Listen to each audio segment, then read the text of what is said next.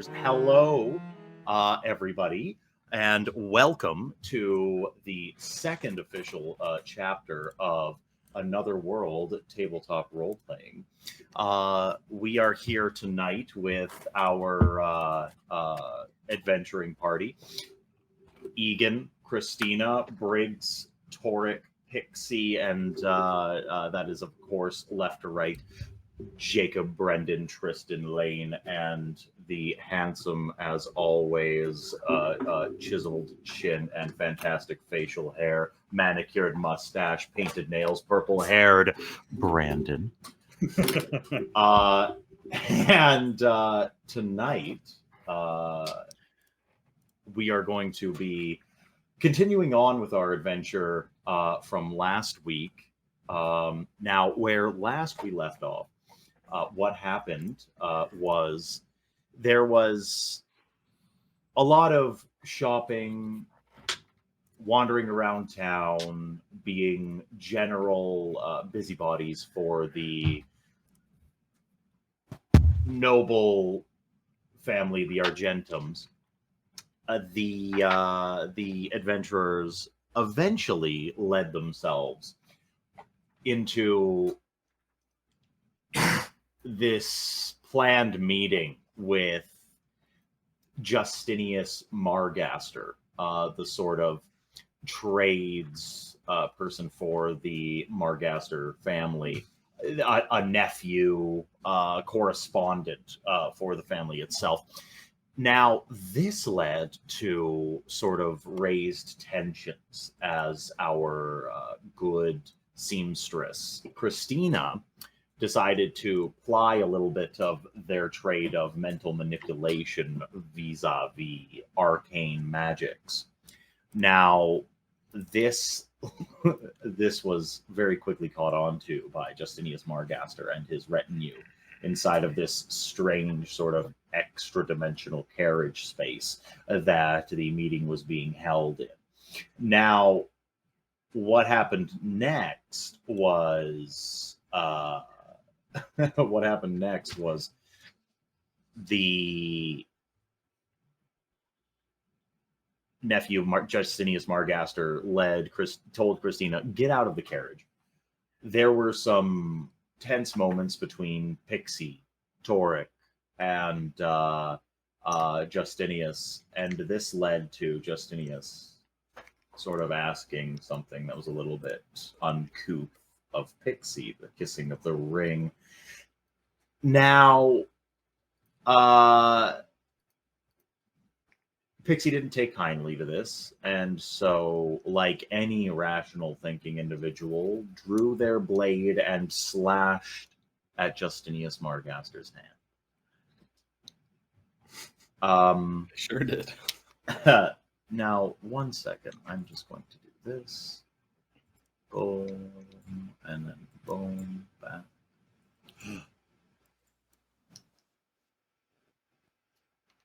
It looks like the camera went out. Yeah, Jake, have we lost you?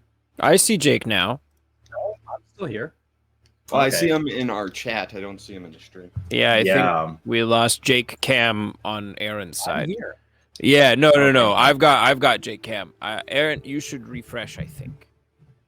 Yeah. Unless other people can't see Jake, but I had to refresh. Yeah, I think what I'm going to do is refresh the. I'm nothing special. I mean, I'm gonna refresh the control room and see if that take does that the back. trick. You're the most special.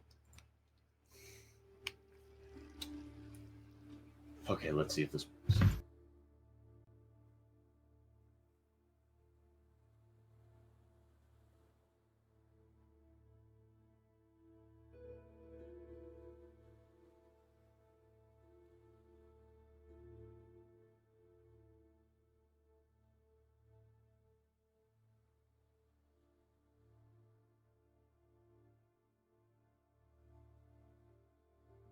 No, Manic Liz pixie is dream sword look, person. Here's the thing: Liz is supportive, even of poor decisions.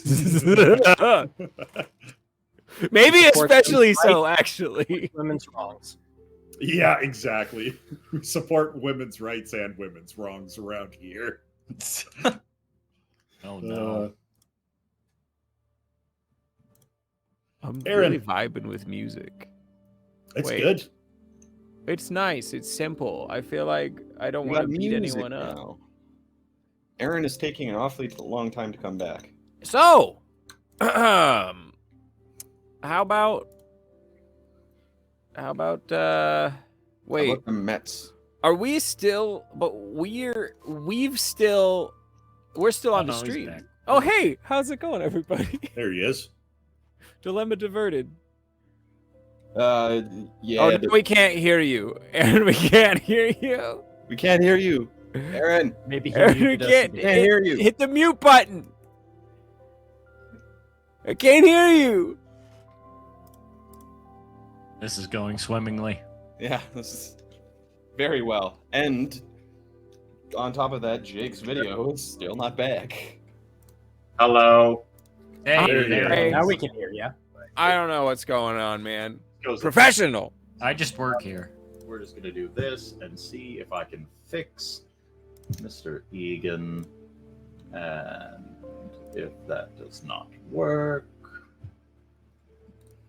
then we'll have to see.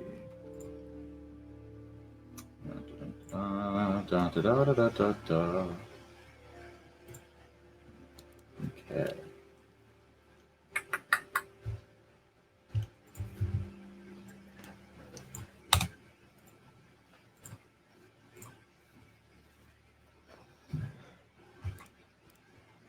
No, stream just does not want to pick up Jacob. Stream doesn't like me. What the heck is going on? Okay, here's the thing. Hey, everybody. This is what we do when we're troubleshooting problems. We sing a song. Yeah, A that's happy, right. Happy song.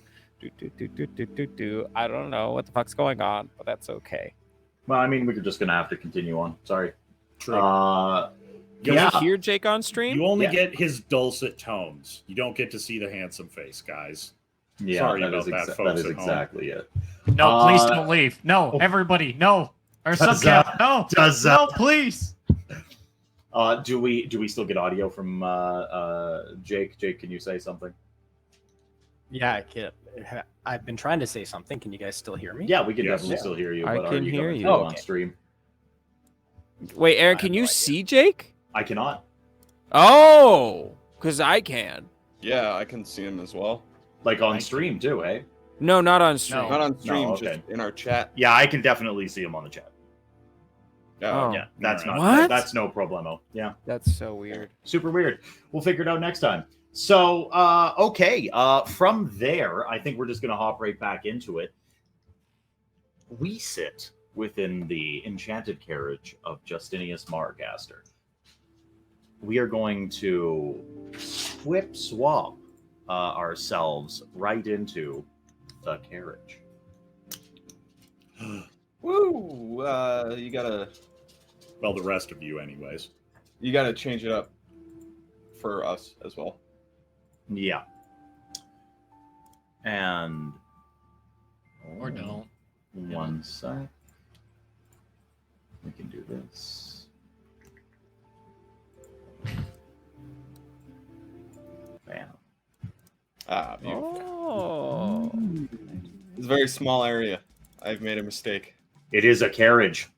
Yeah, I was about to say, It this is a is magically awful expanded poor. carriage. Oh, It she's is tight, very huh? small.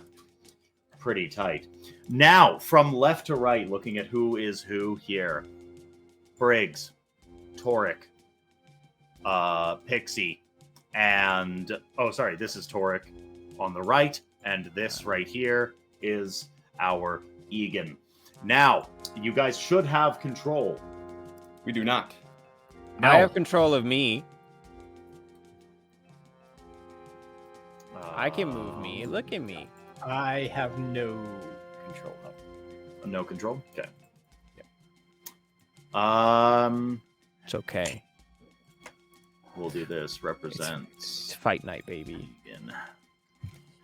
Spoiler alert, somebody's gonna die. That's not true. No one's gonna die. We gotta make You- sure nobody dies, because You have not seen Briggs's stat sheet. I'm not gonna let anyone die on my watch. Okay. Now, do you guys have control yet? Yes. I do. Yes. Okay, I know. quit moving yourselves around. I do not. That's strange. Oh, I gave you control. Okay, there we go. Boom and boom. There we go. Okay, so There we go. with that being said, initiatives, everybody. Ooh. Clicking our piece. Oh no! Oh no! Oh no. So I got a 3.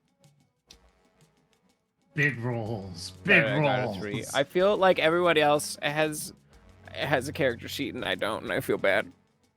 Yeah, but Yes, that's we okay. do. We'll I'm get a it in paper there. boy. I'm a paper boy. I like my paper. I also like my paper, which is why I have 2 sheets. But Fair. I was told I'm not allowed to roll physical dice, so You are. You would just have to get a separate camera to also show your dice rolls. Yeah, like this. this might surprise you. Hold on, But hold on. I'm broke. This may surprise you. Let's do Why it. do you think I keep playing characters who have money in these games? I need to fulfill some fantasy. That's so fair. Uh,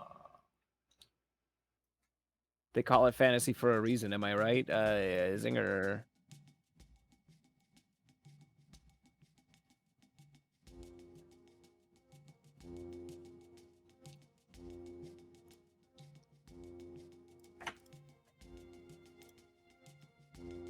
Oh, good. He's still probably Yes. over my initiative. You are. I got a 3. okay. That Torque's All just right. not gonna go. You know. Toric with the 3. Pixie, initiative. 6. Christina is not present for this initiative. Oh, I don't have to roll then? No. Okay. Egan, 8. 8. Aaron, Briggs. you have the 25. song list. 25. You have the song list where the dice rolls are supposed to be. Oh. Perp. Pog. It's a lovely song list, but Hey, look at that. Toric 3. Oh yeah, big fat 3. Okay. Well, then going first, we have Briggs. oh, this is terrible.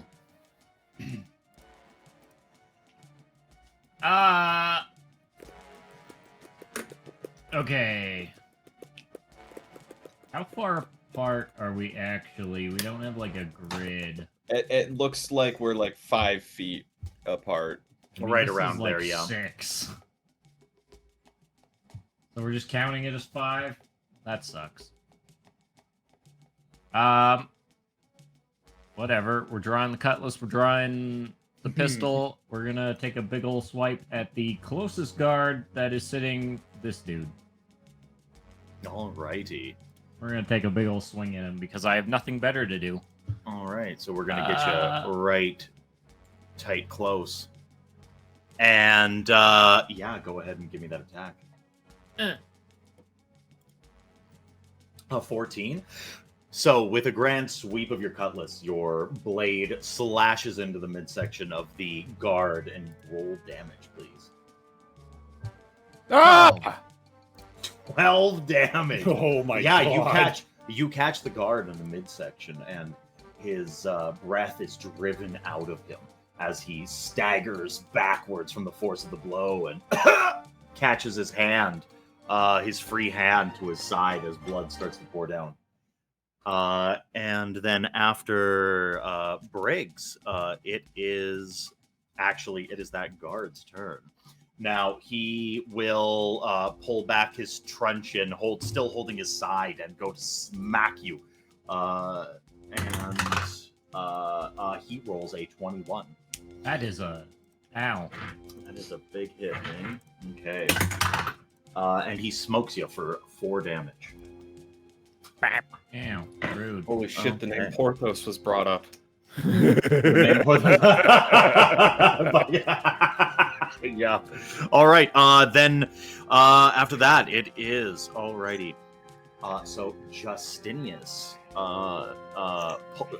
holds his hand into a fist, blood dripping down from the fresh wound from Pixie, and is going to take a step backwards and is going to fire off an incantation towards give it to me. Pixie. Son of a bitch. Oh boy. That is a natural 20. Oh no. Ah, no. okay. And from that,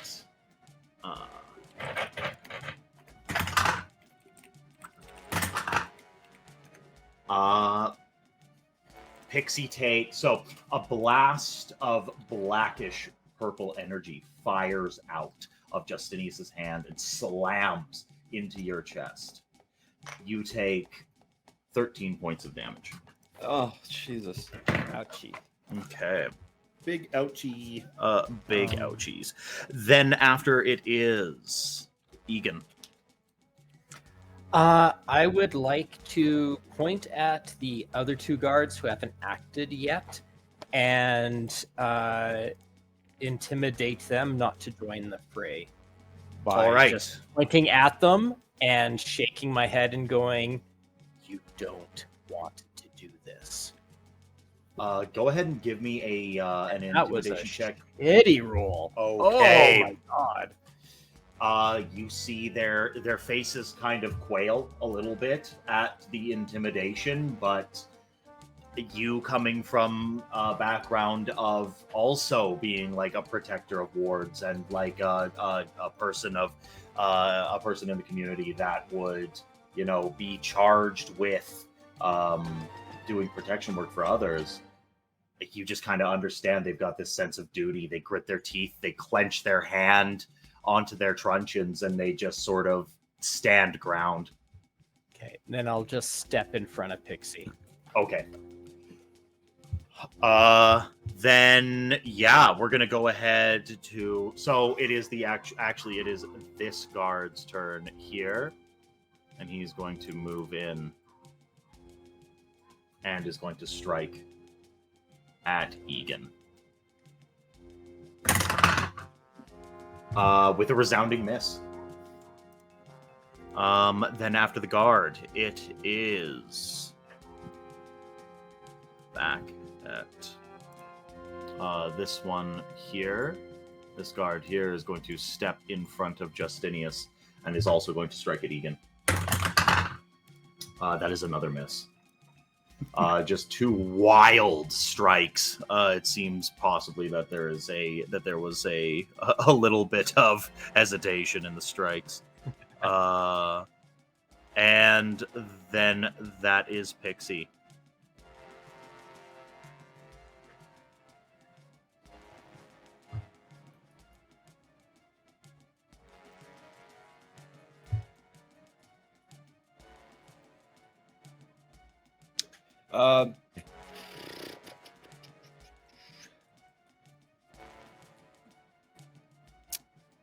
Aaron, Mm-hmm.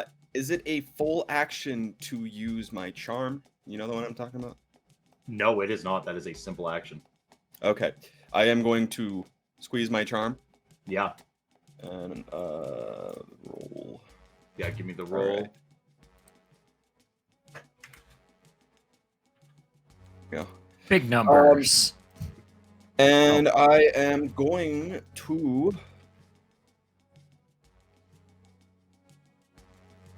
use Dissonant Whispers on Justinius. Okay. Ooh. Zesty. What is the save? It is not a save. It's an attack roll. Oh, okay. Yeah, give me it. Oh, never mind. It's It is. a Wisdom 12 save. Yeah, I had a feeling. Still take half damage. He does make the save. Okay.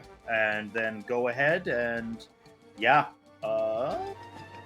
Still So- takes 5 psychic damage because he Yeah. takes half on a success. Absolutely. All Yep. right. And I'm guessing Justinius is larger than me. Justinius is a medium-sized creature, yeah. So he takes +2 damage on top of that. Absolutely. Fury Okay. of the Fall, baby. How much? Absolutely. How much did he just take? 7. Thank 7. you. Yeah, 7. total. And I will use my bonus action to.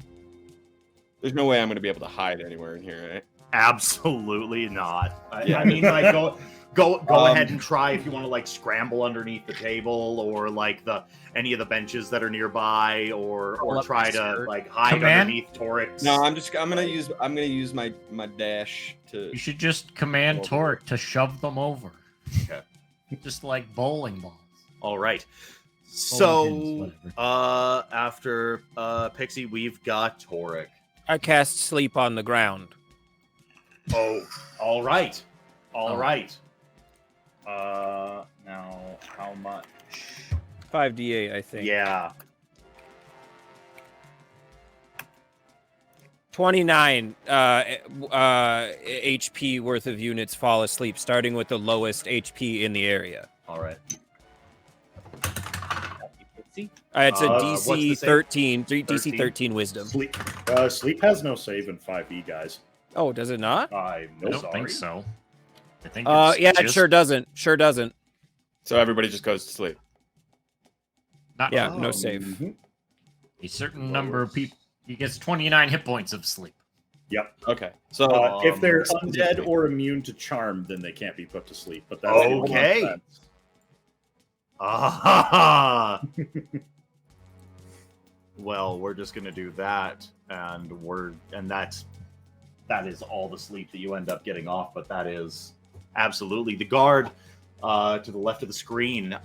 Sort of like his knees shake for a moment, and his lids start to close, and then he just hits his knees, and then slowly falls to the ground, and you hear like a very gentle coming from him. Okay, then we are back up to the top, and that is Briggs.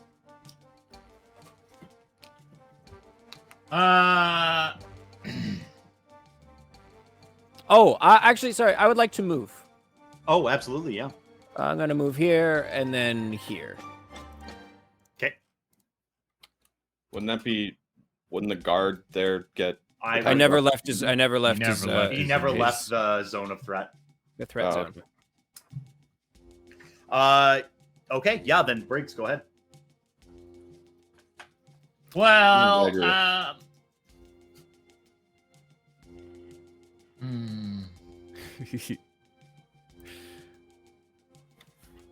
My God. yeah, we're Literally just only gonna, one of the we're just guards gonna sneak in beside Egan here, and we're gonna poke at the guard in front of Justinius. Absolutely. Give me the attack. Hey, come on, man. What are you doing? Okay. 16. 16 hits. 10 damage. Yeah, you pull back with your cutlass, and you, with like a resounding, almost like a whoosh of air as the cutlass slices through the air of the carriage, you stab into the thigh of this guardsman, and he screams and gives a grunt and a groan of pain, and then his eyes narrow and go towards you. And then it is sleep Justinius. Justinius is going to draw a blade, a longsword, sitting on his hip. And as he does, the longsword, his hand seems to be enshrouded in a red, ember-like glow of almost another hand. Veins of fiery energy sort of straining through it. and it extends out along the entire blade, running through its length from hilt to tip. And he goes with the draw itself, also goes to slash at Toric. And that is in that one. Oh, It's with all of the fury and energy of a magically enhanced longsword, he slams into the curious of your armor, and it just like a water droplet hitting against a cobblestone street just bounces off. I just kind of like push it a little bit, like. Yeah. Okay, then after that it is Egan. Can nobody's hit me? Everybody, okay. Can I hold my action? You can. Okay. If one of those guards hits me, then I will attack back. But otherwise, I am just going to stand my ground. Okay. Then it is the other two guards. One of them, the guard furthest to the left of Toric, pulls back his leather jerkin, and he pulls something out from a pouch, and he throws it at Briggs. And Briggs, I need. And Briggs, can I get you to make a dexterity save, please? These are big. Dexterity. Not like that. 11. Okay. You, for just the barest moment, are blinded by a handful of sand and glass and Pocket sand and hot peppers. It seems to feel like, as your eyes are filled with this dust. And then it is the next guardsman's turn. And it is... He is going to pull back, and he's going to attack Toric. That's a nat 1. This dice is cursed. Okay. Okay, then it is Pixie's turn. So when it comes to Wait. sleep, is it max health or current health? Well, we can find out real quick, but I think it might be current health. Because if it's current health, I'm asleep. No, he gets. Isn't it? You get like 29 hit points. 29 to hit put points people that to sleep? affect the people with the lowest amount of HP in the area. Oh. So if 12, like let's say that guy had 12 HP left, then there would be 17 HP worth of sleep die rolling over to the next weakest target in the okay. room. So I'm not. Mhm. Yeah, no, you are fine. Okay. Uh, I'm going to attempt to use my bonus action to hide behind this little table that I'm at. Roll stealth with disadvantage. Oh, dick. Oh. Oh, no. Oh no. Oh, no. All right. I gotta put that fails, obviously. You think you're hiding. So, I think I'm hiding. all right. Then after that, I'm assuming that's your whole turn. No. No, I was trying to get a sneak attack off. Oh, okay. Can still attack with. Well, I'm still gonna attack, obviously. Yeah, for sure. Yeah, I'm gonna use my crossbow to shoot Justinius. Fuck Are this the guy. rules in 5e that if as long as you have somebody adjacent to them in their threat range that you get off sneak attack? Is That that is how that correct, works? yes. That is how that That's works. so tasty. Oh, Here's my. I should have been crossbow. sneak attacking then. Whoops. Ah, shit. I don't think anyone was actually threatening the guards that you were attacking. Briggs, because Egan? Does he I count? am. Egan has not attacked. I haven't even. Oh, You I- should have. But however, yes, you should have. But I also thought that you're only threatening Justinius. Am I in? No, I'm incorrect. I am wildly incorrect on that. Yeah, you should. I'm pretty sure my roll misses. Yeah. Yeah. So that is unfortunately a miss. Yeah, your crossbow twang fires out a bolt directly into the wall of the carriage. Okay. As a warning shot. That's right. Then it is Toric.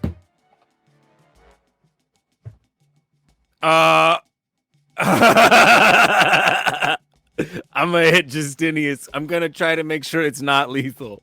But I am gonna hit him. Okay. Fuck this guy. Oh, This sorry. guy in particular.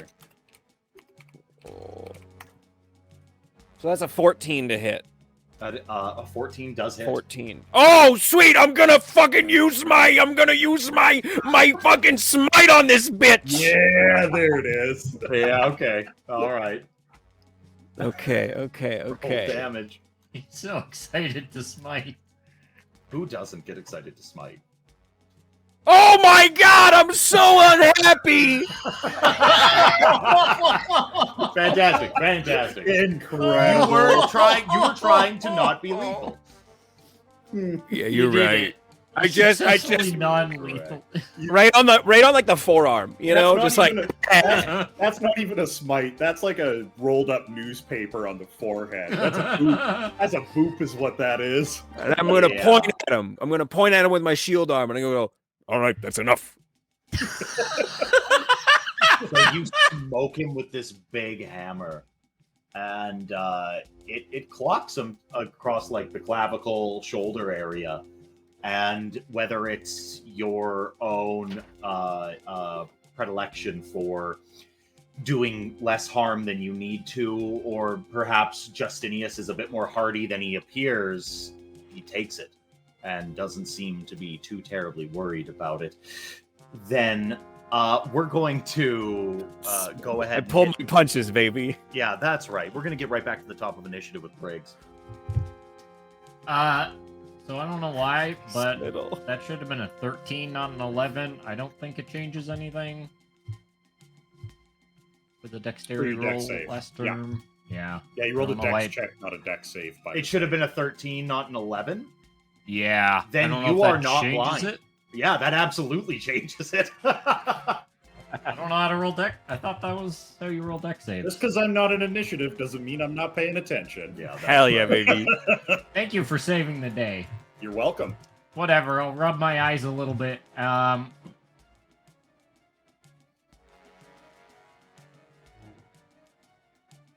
Well, I guess we're gonna attack the guard that's right in front of me. Actually, we can't. Maybe we should just, like, slip around and give Justinius the old 1-2 punch. Uh-oh. I can't Just- walk Tristan over just- the sleeping Oh, no. guard, can I? You can walk around him. Tristan died. No, What do he's you not mean? dead. No, Well, he left the chat for me. Oh, no, he's here. I see him. He's frozen on the stream. Oh. Oh no, he's frozen. Yeah, fully. Yep, trying to no, there he reconnect. went. Yep. Yeah, okay. Oh, but he But he moved. Let's see. Oh, there he is. You alive? Yep, Hello? you're back, Tristan. Ah, good. That was weird. Hey, Yeah, beautiful. strange. Little bit of a drop. We're all good. Okay. Yeah, I'm gonna hit Justinius because I guess he's being threatened now. Absolutely. Yeah, get him. I'm Go a ahead, threat. roll your attack. Okay, I don't know if this is gonna work, but we're gonna try it. Oh, dude, the pew pew. Oh. You roll. Is an that what I did? That's the 11? wrong one. Can I pick the right roll this time, please? That one. There The it is. 14 one, please. 14 hits. Please roll damage. 12. 12 damage.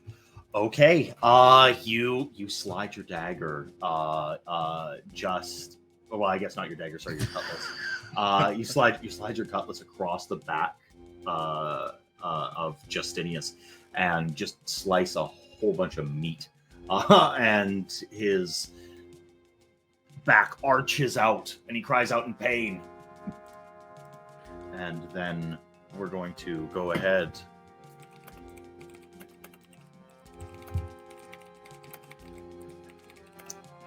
and get Justinius up. Justinius shouts out a word of command.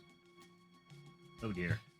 And as he does, the entire carriage's interior, about 4 to 5 feet up the walls of the carriage, a line of runes erupt in a brilliant bluish white light.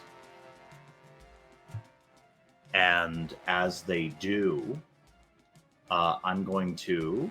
One moment. I feel like I'm going to be rolling something soon. Briggs, can I please Yeah. get you to roll a wisdom saving throw for me, please? Oh, shit. I'm actually good at those ones. Please no. All right. I don't know if this one will work. How do we roll saving throws? Do I just click on the wisdom?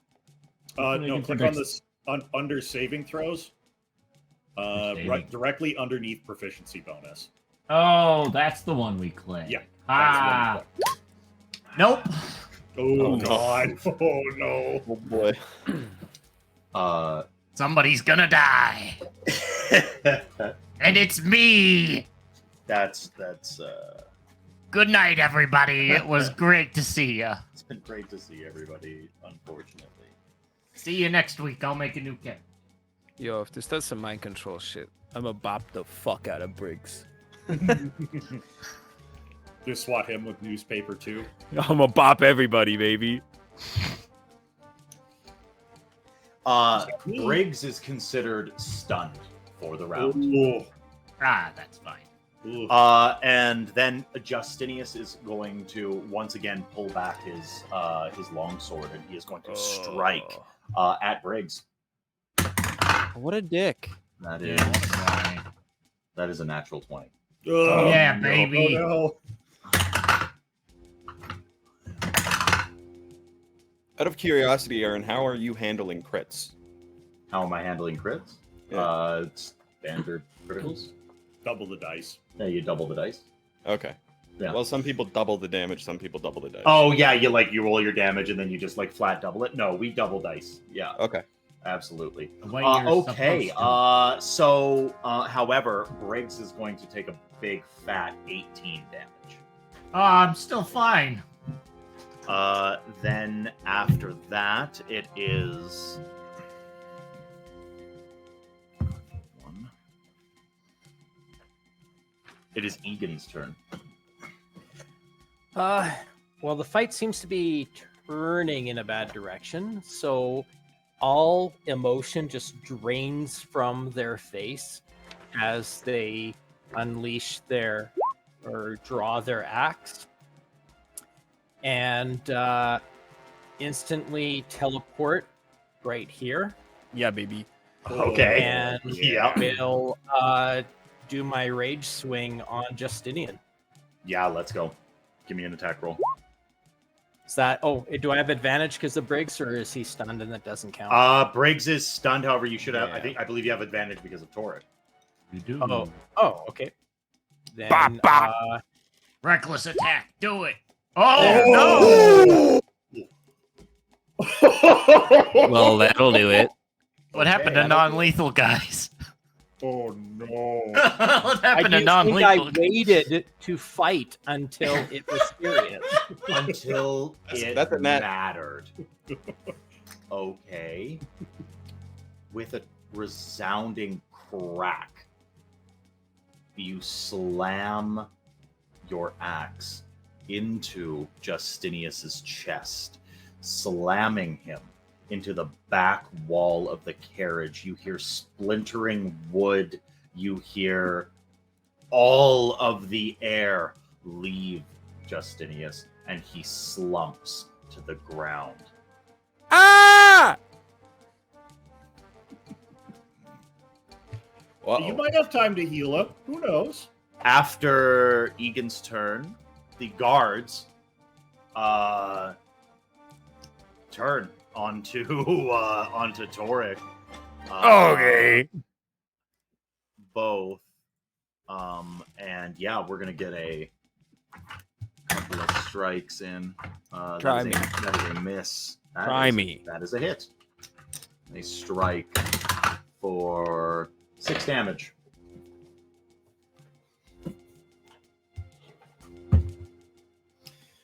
After the guards, it is Pixie.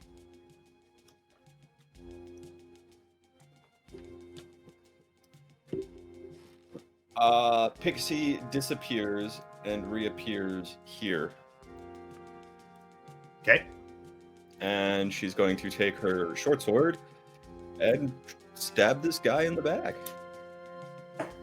This Yo, one. why are we killing everybody? Well, the big guy's already fucking dead. What else are we gonna do? You gotta spare the dying, right, Lane? I sure don't. 17. 17 hits. Yeah, I figured. 9 damage, and I assume this guy is also bigger than me. Absolutely. 11 damage. 11 damage. Here Okay. in the small. Yeah, let's go. All right. You Does that always slide your apply? you slide No. your deck. Just on creatures larger than. It's only Yeah, but is I it can also only do it twice. twice per. Yeah. Right, yeah. Okay, I was So- like, there's only so many times you can do that, isn't there? Yeah. So your knife sneaks out and stabs into the back of the thigh of the guardsman, just hitting him in one of those big people weak spots that you know all too well about. And he shrieks. Knee hits the ground, shaking, and he turns he goes to turn around at you. And then we're going to get Toric.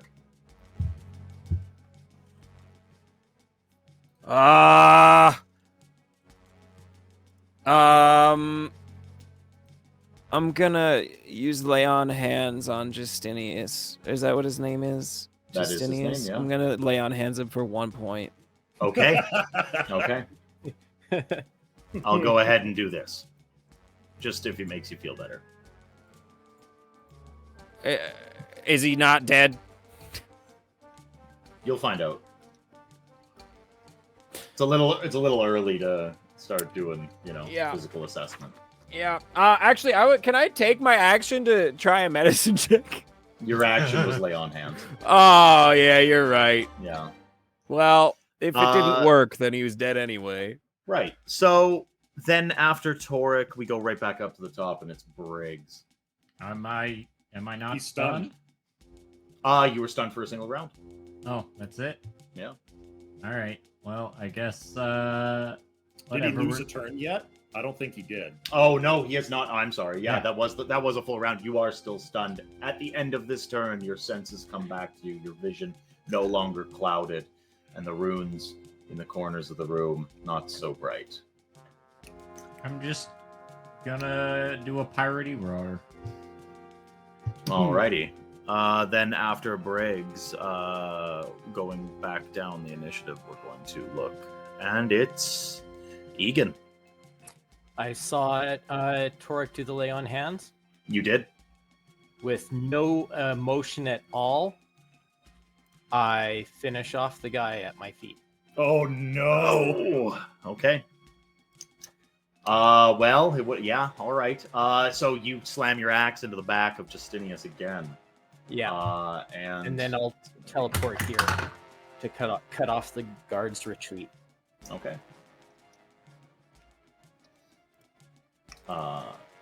So after Egan, we are going to hit the 2 guardsmen. One of the guardsmen sees you teleport in front of them. They see what you've done to Justinius, and they attack. What is your AC again? I'm sorry. 16. 16. That is a hit, and you're going to take 2 damage. Half then- is what? Yeah, halved, so you take 1. And then the other one is going to attack Toric and miss. Then it is Pixie. Is this guy in front of me, like, he's on one knee, right? He got back up, but like his knee did kind of buckle for a moment. This feels like a really, really bad idea, but I'm gonna try. I'm gonna try and grapple this guy with my knife at his throat. Go ahead and give me a. I believe it's Athletics. Yeah, it's an athletics, but it'll be with disadvantage because you're smaller. 12. Oh. No, okay. You could roll worse. He didn't. Yeah. He just sort of like with all of the authority of someone literally twice your size and like martially trained, just kind of like pushes you off. It's just strong arms Okay. you. So that was my full No. action, right? That would be your full action, yes.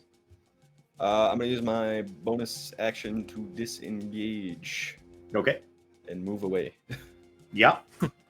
All right. Smart. So then go ahead and give. Yeah. Well, no, I gotta roll one for this. Sorry. Egan, give me a wisdom saving throw, please. Okay.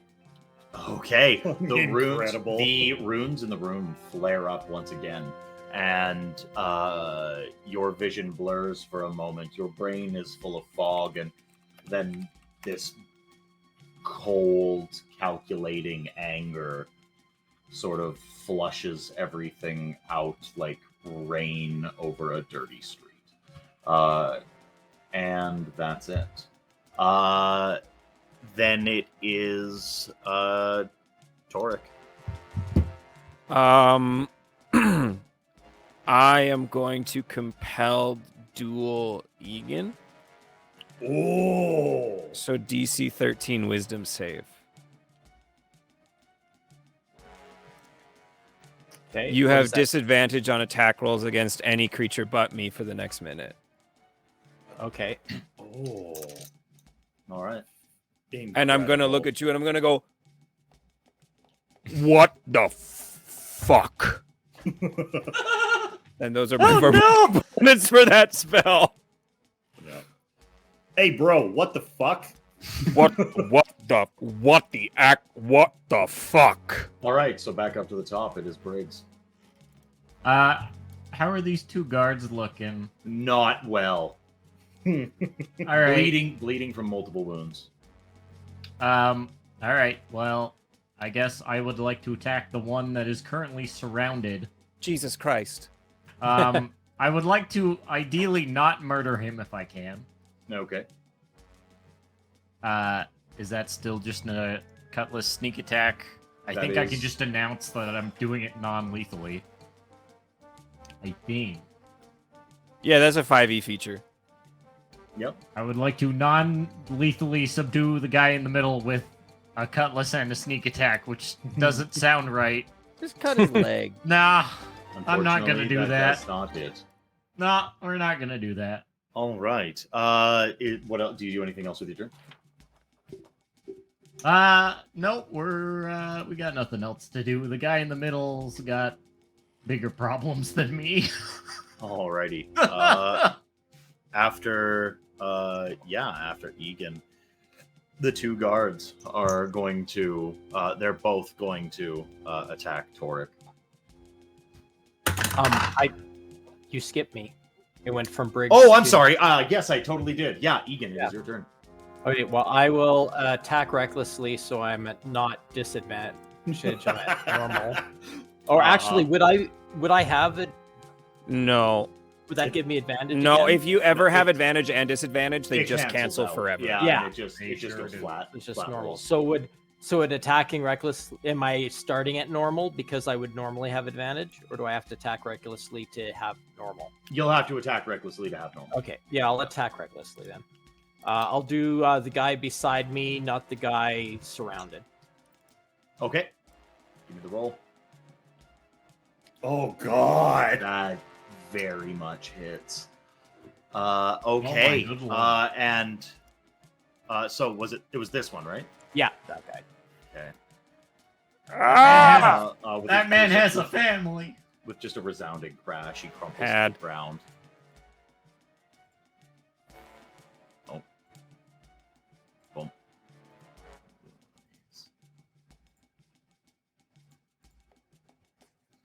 He's asleep and dead. That's right. Yeah. Let's I go hit him ahead. so hard he's sleeping in heaven. The last guard drops his truncheon, and he says, "Please, just don't kill me." He's like, "It's just gold. I'm not. Stop. Just stop." And just kind of cowers. And then it is Pixie.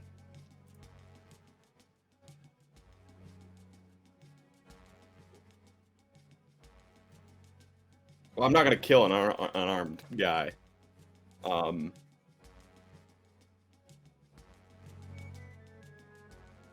Yeah, I'm just gonna be like, you all right?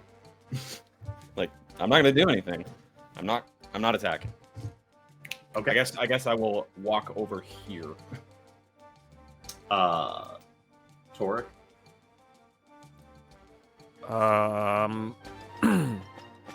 I am going to pick up the man who has surrendered gently, Okay. if he's willing. Like, I'm just gonna like bend over and pick him up like a baby. He's very, very against that idea. He's gonna Push him out of the way. scramble away I'm from gonna you. look at him. I'm gonna look at him and I'm gonna go, please, for your own benefit, let me pick you up. He's like, please, just let me leave. Just let me leave. Let me pick And you he up. Sort of like scrambles away to the door. Then I forcibly pick him up. Okay, give me an athletics. If he doesn't let me, then I do it anyway. I believe you have advantage on this. Ah, yes, you're right. It's still only a 10. He wriggles out of your grasp and sort of Come here. gets a little further away anyway. Maybe around here. Okay. Well, then I will. We're back up to I'm Briggs. just gonna 1, 2, 3, 4.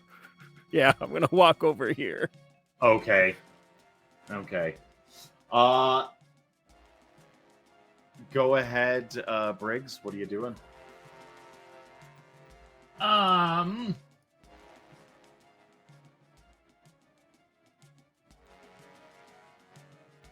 I'm just gonna. Can I just stand over the sleeping guy? Namely, so that Egan doesn't murder him. That's kind of the game we're playing right now. Yep. And I feel like I need to say something to the guard, but I feel like he doesn't. He's not gonna mess with us. Okay. Go ahead. So I'm just gonna leave it alone. We're just gonna stand over the sleeping guy to Sort of get you in the same square. To Yeah. keep him alive. keep Egan from coup de grace-ing him, and if Egan does attempt that, I guess I'll hold my action to react if he does so. Sure.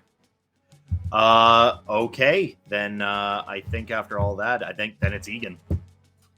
I will teleport for the last time in front of the doorway. And I'll look at the guard and I'll drop out of rage and my rage. Yep. And look at the guard and just say, I told you you didn't want to do this. And then I'll put my axe back in its holster on my back. Yeah. So the last guard that's sort of like conscious or alive or what have you, gets this look of abject fear and confusion and anxiety across his face. He says, I didn't know. I'm just getting paid for this. I just work for the Margasters. I don't even work for the Margasters. I work for Justinius. That's it. I'm not anymore. I don't. This wasn't my plan.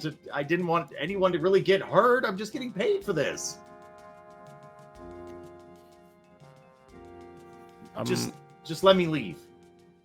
While they're talking, I'm going to walk over to Justinius Margaster and I'm going to check his pulse. Justinius Margaster seems to be very, very much on the brink of death. Oh, I heal him again! Wait, while he's doing that, can I tie him up first? No. Nah, I fucking heal him again. Okay. I give him 5 points. I would like to tie him up. Because we need to have a conversation. So before you tie him up, he does come back to consciousness as Torek heals him. His eyes. And I'm gonna look at him. I'm gonna go. Just stay. Stay. His eyes flutter open. Stay. He slumps up, pushes his back against the carriage wall. He says, "You're all gonna pay. My uncle is going to hear about this." I hit him.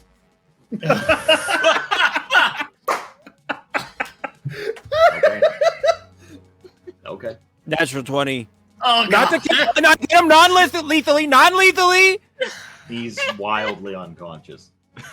Your hammer, you take it, and with the most resounding of whacks onto the top of his skull, Justinius Margaster is once again unconscious.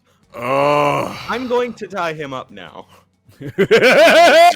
Yeah, no problem. You have rope on you. You just go ahead. I will assist since I know how to tie a knot. The guard, however, as you're tying up and beating Justinius, the guard looks and says, "Can I leave?" No. I'm not gonna bother you guys again. I promise. This isn't my fight. And then he just gets up and he looks at Egan and doesn't. I'll look over at Pixie to see what Pixie does or thinks about the guard leaving. You're not going to tell anyone about this, right? Who am I gonna tell? Oh, I failed to protect the person that I was paid to protect. I'm gonna run back to the Margasters and tell them that I let Justinius get shanked and bludgeoned in his own carriage? No, I'm not telling anyone. I'm leaving Waterdeep. Can I roll an insight check on that? Yeah, I would also like to do so. Ah, fucking Christ. Ooh, I actually get a decent roll. Egan is 20 in twice, hey? Oh, but his camera's back. Yeah, I see that. Hey, we got Jake face. That's big. Let's see if that helps. Turns out I lied to chat. You do get Jake's handsome face tonight. Yeah, that's right. The wonders of technology. He girl bossed so hard in game that he came back in real life. All right, that should have helped. What does Pixie say? What does Pixie do? Oh wait, I rolled a 20 insight. Do I know? Oh, I'm sorry. You've seen throughout your entire life of being within the underbelly of Waterdeep, you've seen a lot of criminal elements. You've seen a lot of violence, and you understand the sincerity of fear and of anxiety and of failure, abject failure, with the price being death on the line. And it's written all over his face. He's leaving. If he's not, he might not leave Waterdeep. It might be his home. You're not sure about that part, but he's telling no one. He's failed one of the noble houses of Waterdeep to protect a noble born. You're sure that he's going to go and hide away somewhere. I'm gonna look at him, and then I'm gonna look at Pixie, and I'm just gonna go, he's probably a good guy. We should let him go. You're gonna let him go? Thank you.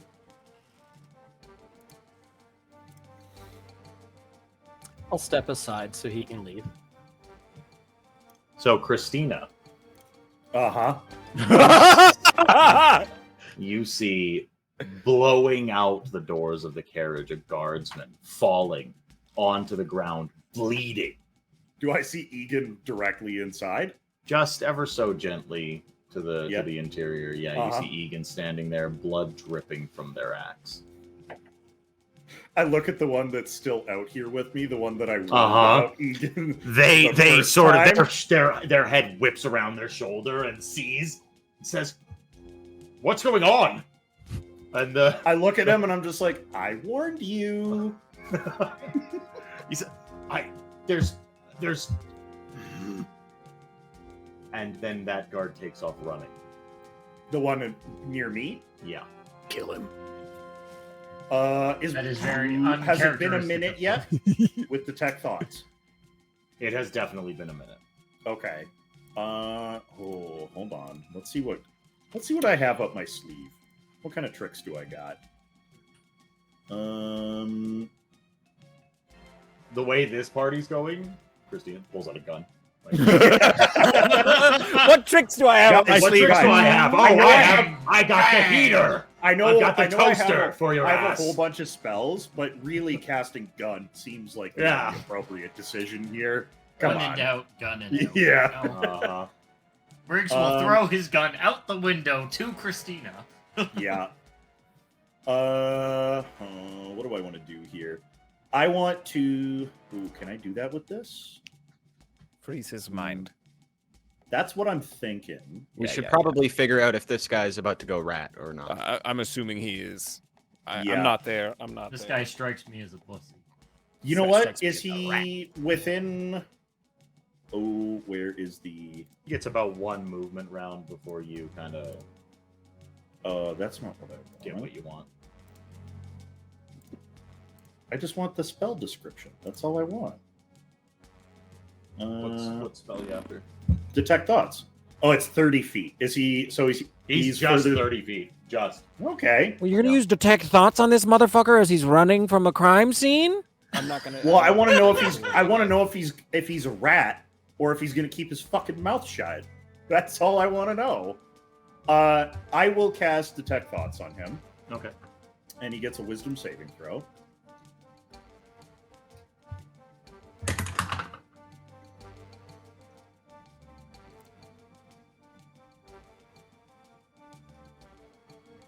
You hear one word, well, one phrase, a name being Okay. spoken in his head over and over and over. Brunyandar Margaster. Brunyandar Oh, no. Margaster. Okay. That is what you hear over I'm going and to- over. I'm going to take off running after him, and I want to basically, Aaron. This is going to be. I have an idea here for what I want to happen, and I'm going to tell you about that, and then you can tell me if I can pull it off or not. So I want to cut down an alleyway and come out ahead of him somewhere. And in the alleyway, I'm going to use my changeling ability to change shape and use the shift weave that I'm wearing to turn myself into a Waterdeepian guard. And I'm going to come out the other end of the alley, and I'm going to basically run into him in the street by mistake. And I'm going to use the cantrip encode thoughts to pull the thought of what he saw directly out of his head while I focus on detect thoughts. No fucking. Give me an athletics check followed by a deception. Okay. Give me the athletics first. Leaving you athletics. Oh god, my athletics is so bad. Come on, baby, big numbers, big roll, roll. Large. That's Not a good. 7. Oh. That's not good. That's bad. Yeah. You get you use the shift weave. You look like a Waterdeepian guard, and you hit the alleyway just in time to see. You couldn't keep up. You couldn't see him. You see the guard off in the distance, running in a direction that you couldn't predict. Okay. That's bad. That's real bad. You should have killed him. Yes. Do I get his name? No, he's not thinking his name. He's not thinking his thoughts. He has Okay. one panic thing in his head, and that is the name of the Lord of the House of Margaster. All right. Well, it was a cool idea. But can I keep following him through the city until I catch up at some point? And can I try and cut him off? I'll take like hours or like run after him or do what I have to do. and I will try. Like, I'll try and infiltrate House Margaster if I have to. Like, I'm dedicated to keeping this guy stopped. You can certainly try to do that. Yeah. That is going to be a very lengthy operation. We might have to. That might get interrupted by all sorts of stuff. People coming together. Yeah, we'll say that is what you're after. He gets away for now. Yeah, but go ahead and before any of that, go ahead and give me a what would it even be? I guess. Let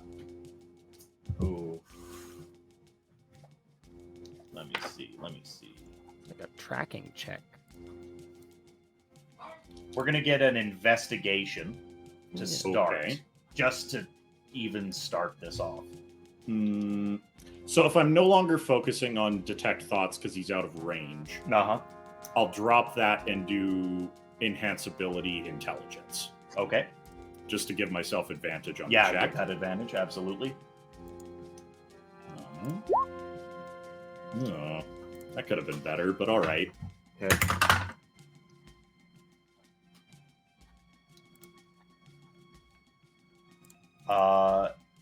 You find yourself after some time chasing, running, moving.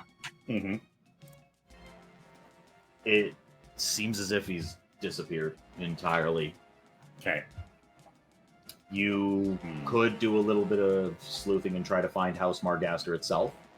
The manor, the actual property. the actual property that they own.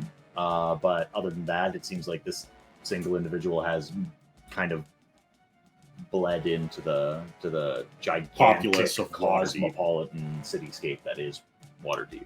Okay. At this point, I'll make my way back. Okay. I'll leave it for now. He's gotten away successfully. We'll just have to find a way to discredit him later. Right. Okay. And on my way back, I'll stop in the alleyway on my way back, and when no one's looking, I'll take the form of Christina once more. Sure. Yeah. Alrighty. How long was that happening? That was Christina, for all intents and purposes, is gone for likely an hour. Is Justinius awake yet? We're gonna go back over here, seeing as the combat is over. Oh. No, I fucking clocked that dude hard. He is out cold. Yeah, he's... After an hour, though? Well, no, we're still in the room deciding what to do with him, right? Yeah, like we we're still doing sat here stuff. for an hour doing nothing. Well, we tied him up. I was planning on waiting to wake him up and doing this whole like interrogation thing. As Christina is off gallivanting about, that has literally, since no one has decided to chase after them or pay them much mind and let the guard run off. I didn't think we knew. Did we know that guy was running? No. Nobody asked for a perception test or anything like that, so Yeah. I would assume that no one really has much mind about it. But yes, they have what they're doing has no bearing on what you are doing within the carriage. So, what would you like to do as You you're should standing not around? I'm going to pull up a chair in front of Justinius with my dagger on my lap, and I'm gonna wait for him to wake up. That was foolish of you, Pixie, to escalate the situation like that. I would like to drag the sleeping guy to the far corner of the carriage, so at least when he wakes up, we have time to hopefully talk him down when he runs for the door. Okay. Egan, I'm not gonna explain myself to you. I made a decision. Maybe it wasn't the best one, but I don't feel bad. Better than that. Well, after we've assured that Justinius is not dead, can I go to the other guard who Egan fucked up or somebody fucked up and check him out? He's asleep. Go ahead and give me a. Well, there was the one that's asleep, and then there's the other one that Egan slammed with an axe that fell into the floor. Oh yeah. Yeah. Go ahead and medicine? give me a medicine test, yeah. 9! I even with the most basic of glances, it really does seem as if the guard is alive. If Only just. Okay. I am gonna heal him by 1 hit Yeah, point. very shallow breathing. I'm All gonna right. give him a boop. He wakes up. Hey, okay, just take a second. He sort of. Just breathe. Ah, Yeah, oh, whoa, fuck. whoa, hey, What? stay, What whoa, happened? Whoa, whoa, whoa, Ah, hey, and he like hey. goes to grab for a weapon. Stop. Stop. Give me a persuasion. Is With it, disadvantage. has it been 10 minutes? Has 10 minutes happened since we walked into this carriage? No. Okay, great. So you get At disadvantage, disadvantage? but +5. 15. 15. So, okay, he sort of like says, "What happened? Where's Justinius? Who Justinius are is right you there. people?" Hi. It's okay. Justinius is right there. He's asleep. He's not dead. Now, Hi. look at me. You see me? Do you see how big I am? Do you understand your situation? Yeah, Yes, I understand. I get it. Hear me out. You almost killed us all over what? Listen to me. I don't really agree with what we've done. I feel like this was our bad. So I'm gonna give you the listen. I'm gonna give you the opportunity to just skedaddle. If you promise not to get involved with the Margasters anymore, because they're bad news.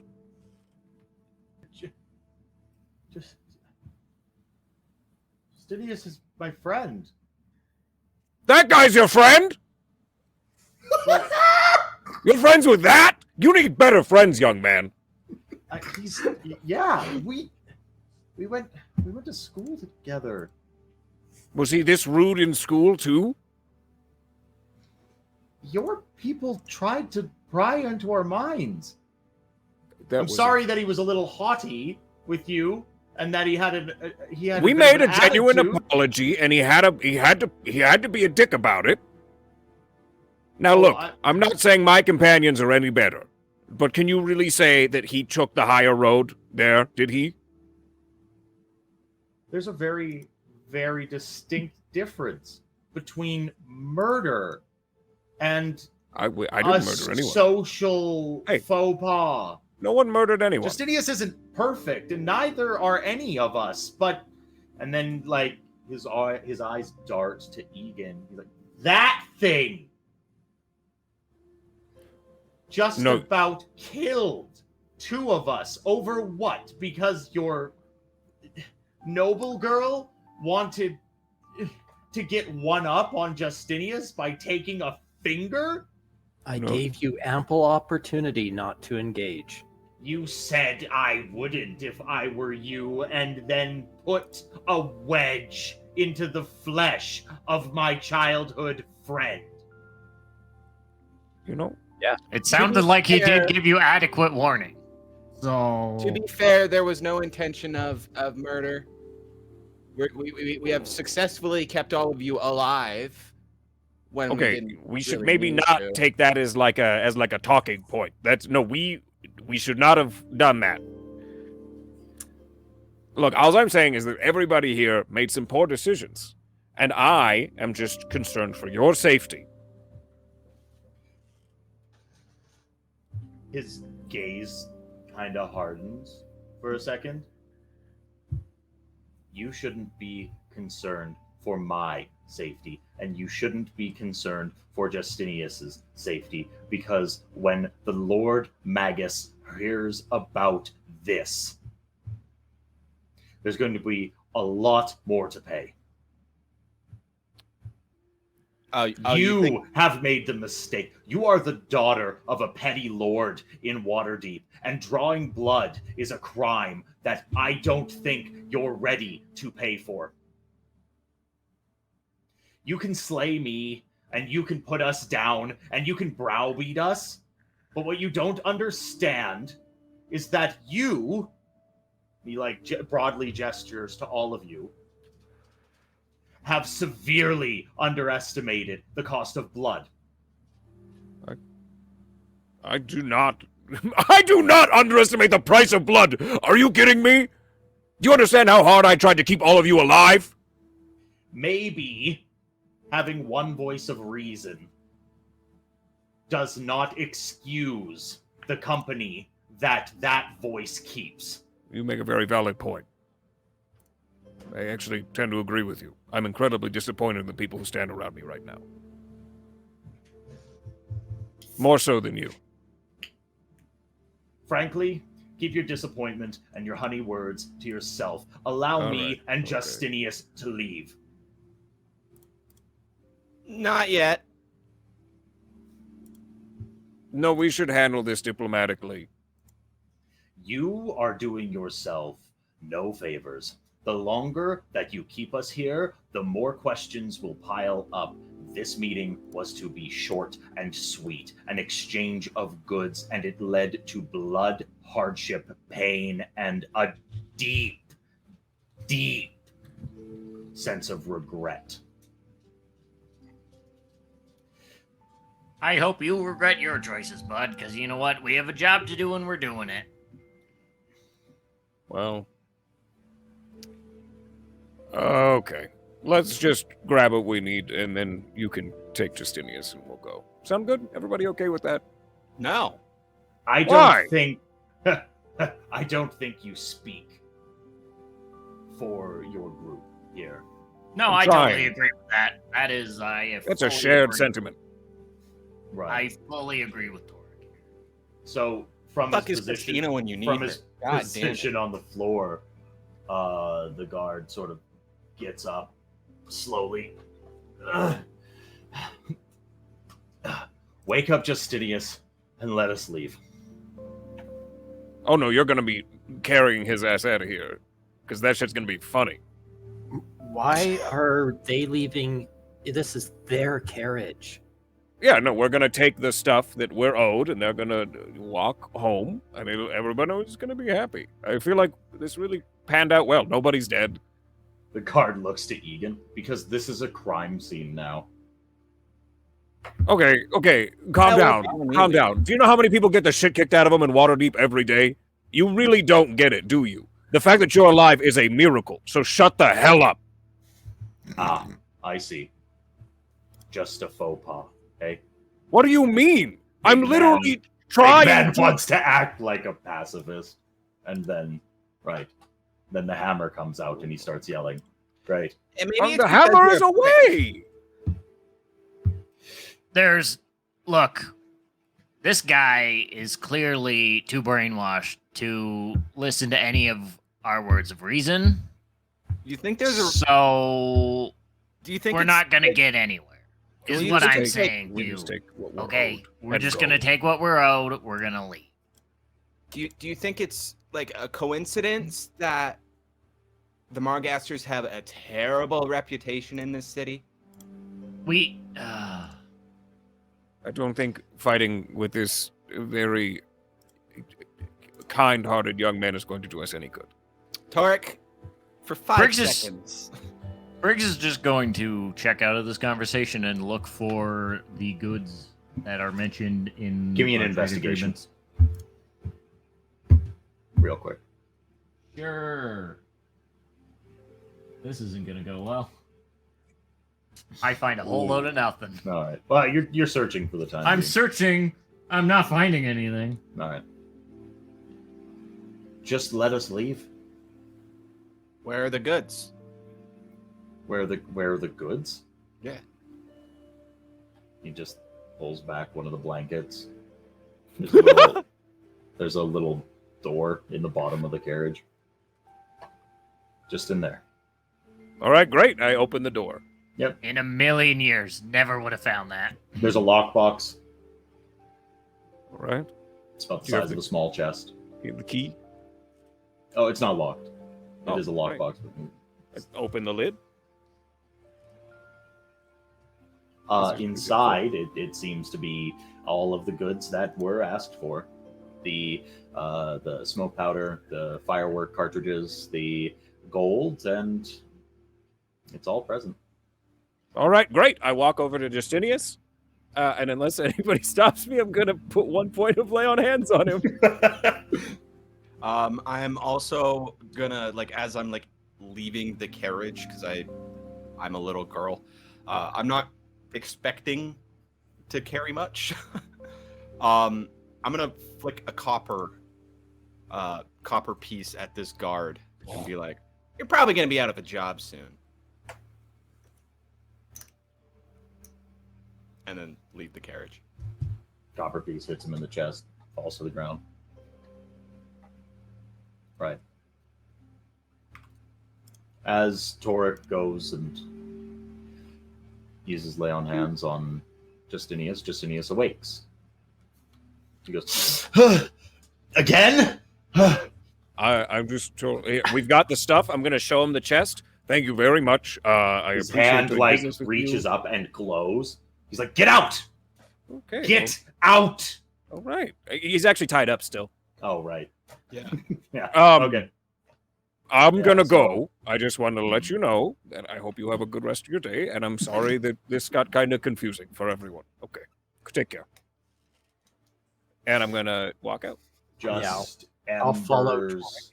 Just embers of hatred in his eyes. His gaze follows you as you leave. The guardsman that was to his side starts slowly untying the ropes that are around him. I'm just gonna make sure that the paperwork's all in order, leave it on the table, and head out. Okay. Because that's gonna fall on me if that's not in order. All right. It's there. They can look. It's there. All right. So That went really well. you all trundle out of the carriage. Honestly, that could have been worse. I'm very frustrated with a couple of you for a couple poor decisions that you made, but I think we should probably handle that when we get back home. This is a home talk, not a street talk. I would agree with that. I'm not looking forward to telling my fathers.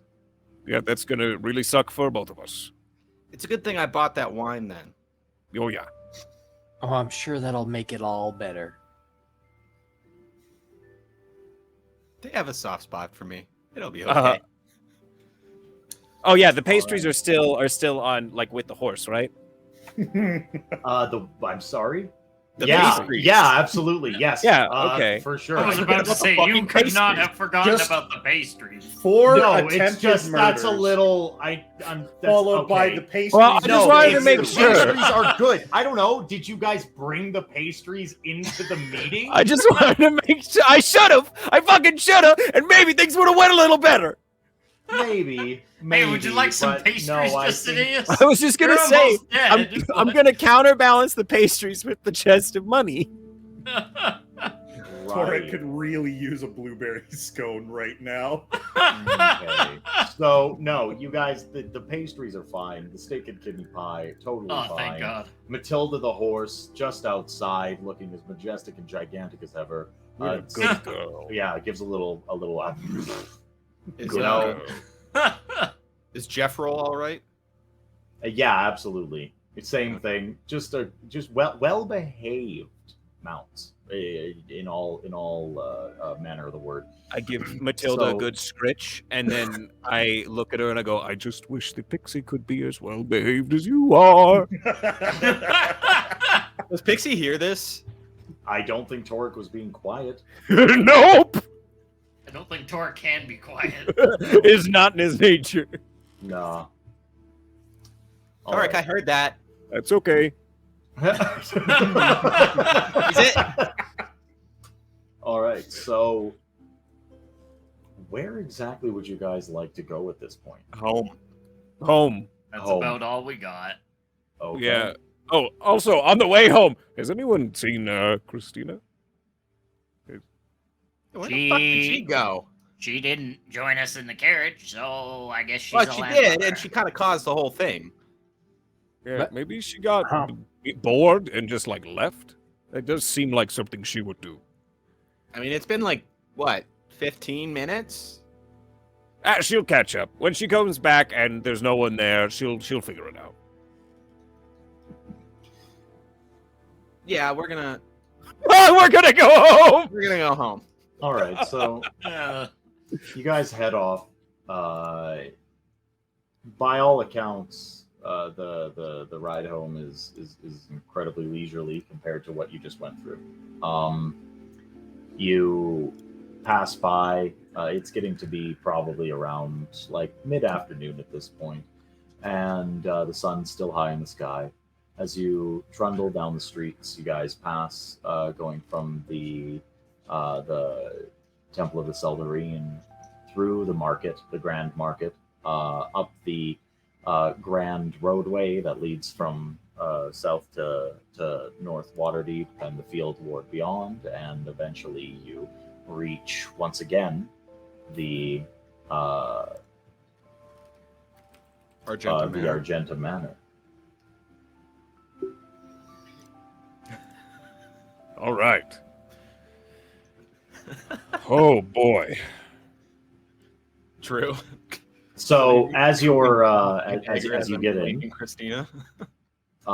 You hand off your mounts to the stable hand and make your way inside the manor. And who are you looking for? What are you trying to do? My Oh, parents. I'm going with Pixie to find Stavros and Emery. Ain't no way I'm leaving her alone now. Okay. Is Egan and Briggs joining you? Yeah. We'll follow. Okay. Speak for yourself. Yeah, I got Briggs. paperwork to do, but I'm gonna bring it with me. Okay. You guys walk throughout the manor, passing through the big banquet hall and the dance hall, sort of making your way to the less lived-in areas, and eventually you start looking around. You can't find Stavros anywhere, but you find Emery within the study, the big solarium style off of the building of the manor, little structure, and inside Emery is painting. Oh no, don't ruin his mood when he's painting. You see Father. So Emery, if you guys don't know, is wearing a sort of like a pea coat, a double-breasted sort of venture, a frilled set of leggings, as well as sort of all in like muted tones, blacks, dark greens, deep purples, a pretty exaggerated form though, like he has these sort of royal epaulets on either shoulder, a brilliant sort of yellow cod piece, and a scabbard always on his hilt, attached to the jeweled belt that he's wearing. This scabbard, of course, holding a very, very elegant rapier. And Emery in one hand, holding it very much like a like a duelist sword, his paintbrush. And you see the easel that he's painting upon seems to be some sort of scene of battle from days past, perhaps, but green hills awash with the scene of combat. Emery turns around as the door opens. He's a human, of course, sort of the typical Eluskin male features, and yeah, turns around. Pixie, my dear, Torek and Egan, Briggs. It's good to see you. How's it going? Stavros sent you out a little while ago. Sorry if you were looking for him. He's Where is he? My beloved is somewhere off the manor grounds at the moment. I think he's procuring some last minute accoutrement for the event. Pixie, just hear me out. Maybe we should just wait for Stavros to come back. Why? What happened? No. Come on. Did something happen? Come on. He starts pulling up. He starts pulling up chairs and. He starts pulling up chairs. He's like, wait. If there's a story to tell, please. And he brings in chairs and he fetches. He shouts out the door and Esmeralda, would you bring some scones and some tea, a couple of drinks for Egan and the kids, please. Esmeralda, take a blueberry. And then after a short period of time, Emery just waiting. He's like, just wait for Esmeralda to bring the drinks, and then he sort of puts the last little finishing touches on the painting that he's doing, and then sits down. Esmeralda brings in a plate of hot tea, scones, and a couple of cold beverages. Now, please sit. What happened? Please tell me. All right. So, do you want the good news or the bad news? There's no bad news. There's only opportunities for a better story to be told. Please, go ahead. Well, I got you this really special bottle of booze. Don't grease me up. Happy anniversary. You're not your father. Put the wine down. Tell me what you did. We might be at war with the Margasters. We were already at war with the Margasters. Tell me what you did, Pixie. Come on. I'm your dad. You can just tell me. It's fine. Okay, Justinius. All right. What happened was Christina was trying to get a read on Justinius Margaster when we had a meeting. She got into his head. He noticed, wasn't happy about it, kicked Christina out, demanded an apology from me, called Torque an oaf, and asked me to kiss his ring, and I may or may not have sliced off his finger, which led to a rather bloody set of events. No one died. Okay, that's unfortunate. Like, don't get me wrong, but Justinius Margaster is a shit. He's quite literally one of the most irritating and pompous, self-aggrandizing individuals that I've ever had the displeasure of meeting. He's barely allowed at Margaster events. I'm not particularly surprised that he tried to make some sort of gesture to his own self-importance. It's fine, my dear. It's okay. I don't know why you were so worried. No one died. Torek Egan is. Did anyone get hurt? Oh yeah. No, not them. Torek, you're ridiculous. Look at you. What do you mean? I look great. No, you're fine. I'm not surprised that they are hurt. There is a little blood. Look. No, Briggs' life was put in jeopardy. Justinius kind of blasted me with some like weird dark magic. That didn't feel very good.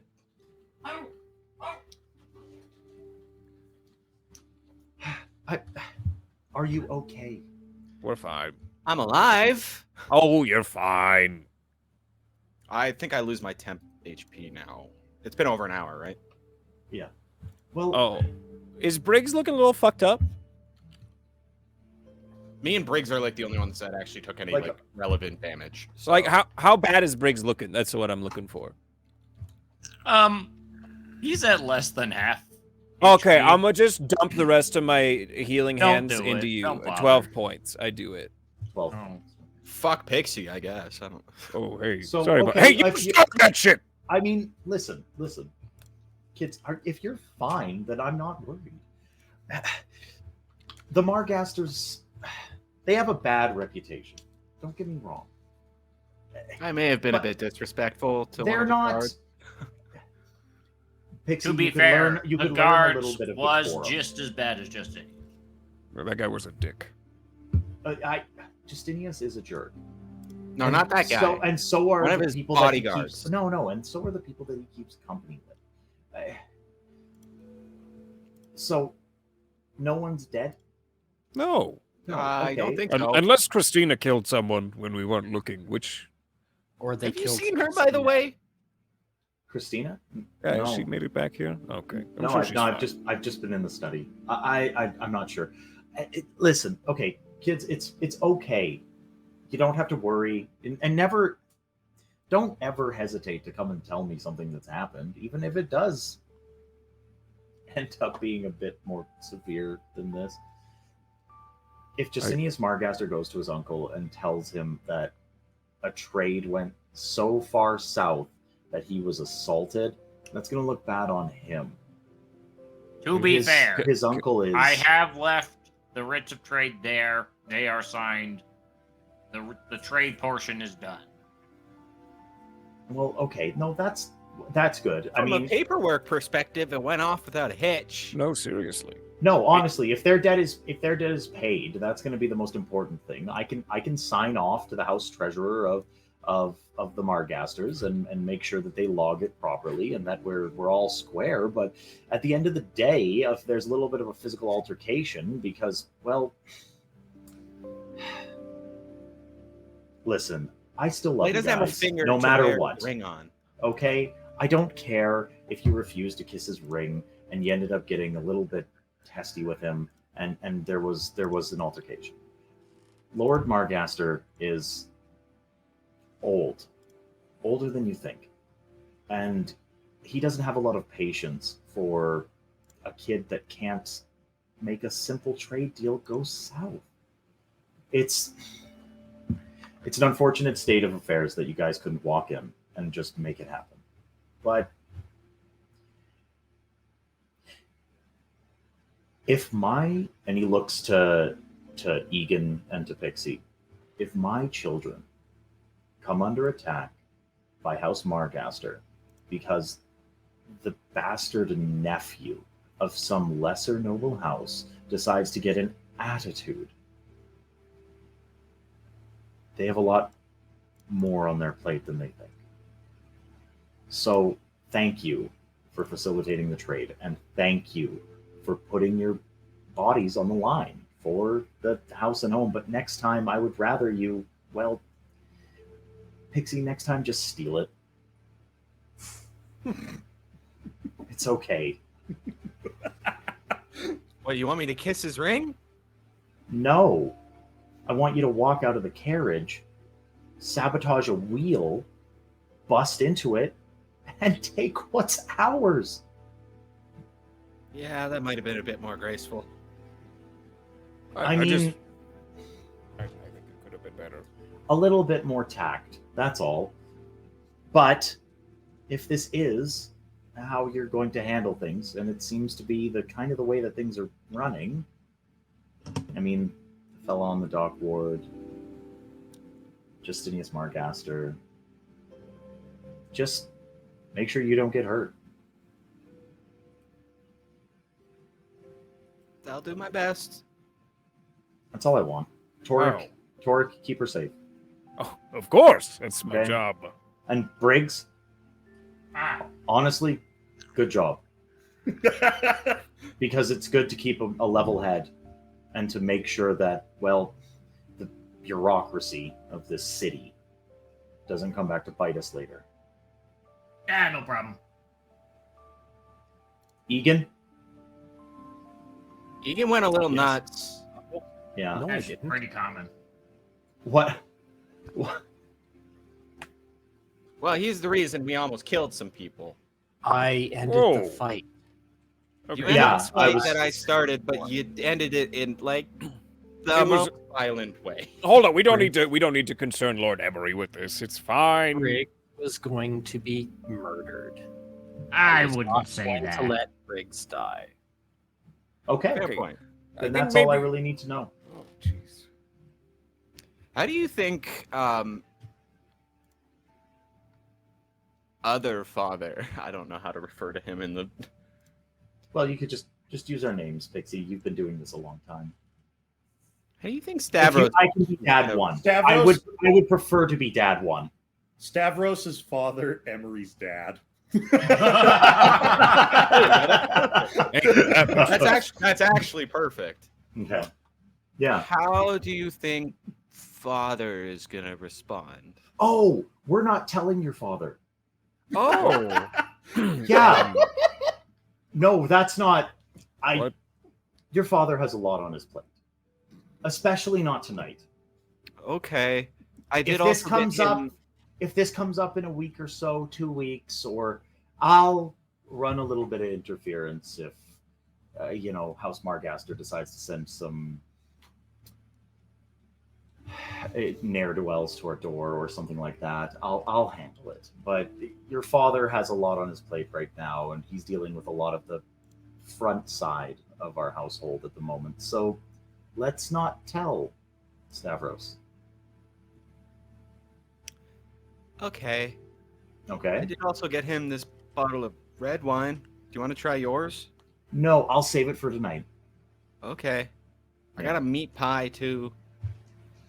Oh, and some pastries. Here, try one. And some pastries. They're Oh. Relica's favorite. Oh. Aha. Oh. He just sort of like leans out the door. Esmeralda, would you fetch Relica? And he takes one of the pastries. How are they? Are they good? Takes a bite. Is it good? That's a good pastry. I know. That's not bad. I can see why Relica likes them. He sets down the rest of it. A short while later, Relica comes into the room.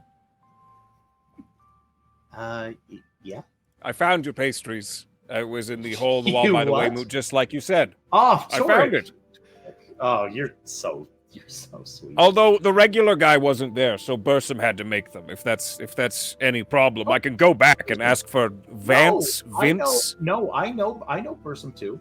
Okay. They are What race are they? one of the best. Oh, I lovely don't- tiefling. We Lovely don't. tiefling. I don't.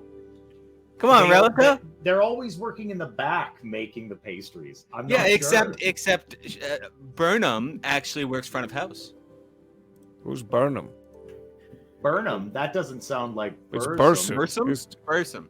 Yeah, maybe you're getting them confused. I'm not sure. Sister dearest, maybe there's just a bit of confusion.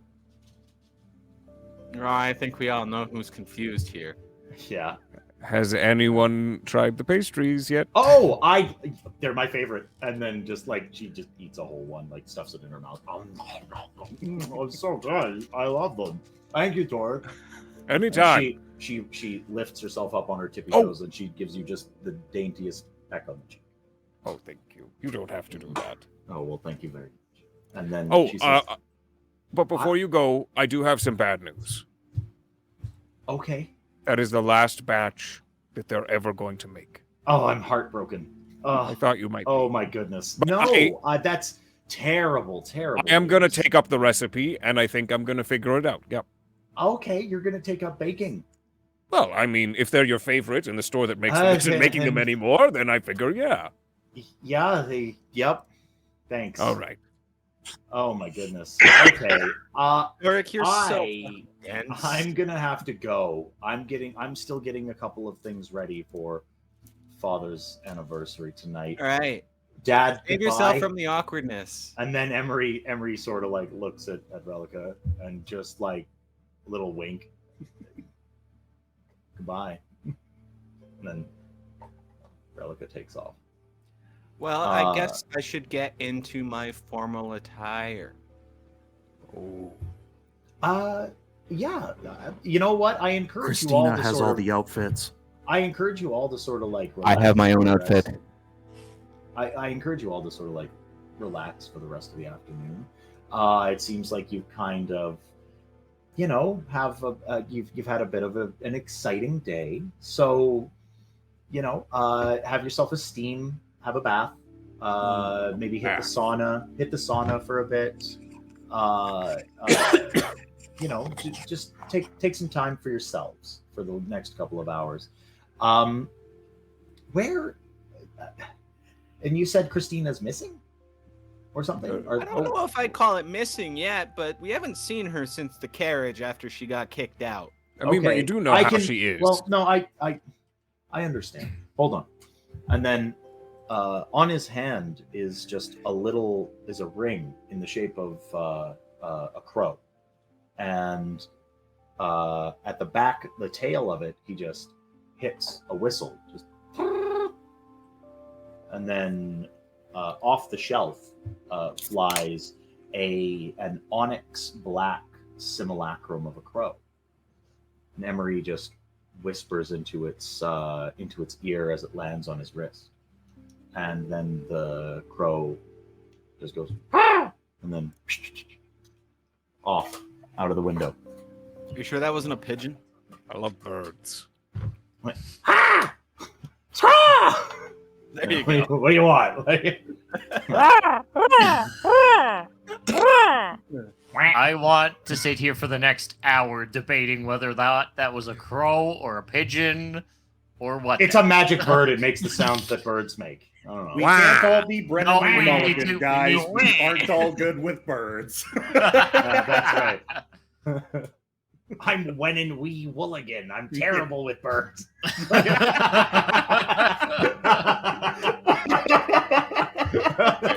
Incredible. Okay. How does everybody feel about like a 2-3 minute little Pee break. bathroom break Yes. kind of thing? Well, I'm gonna throw the stream onto Be Right Back. On the pee break Everybody, mode. stay with us. We'll be back 2-3 minutes. Thank you for watching. We'll be right back.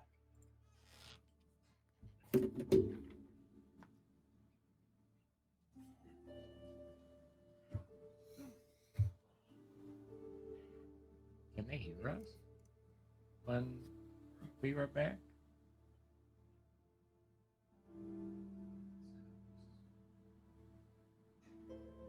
I'm gonna go with no. Just leaves us.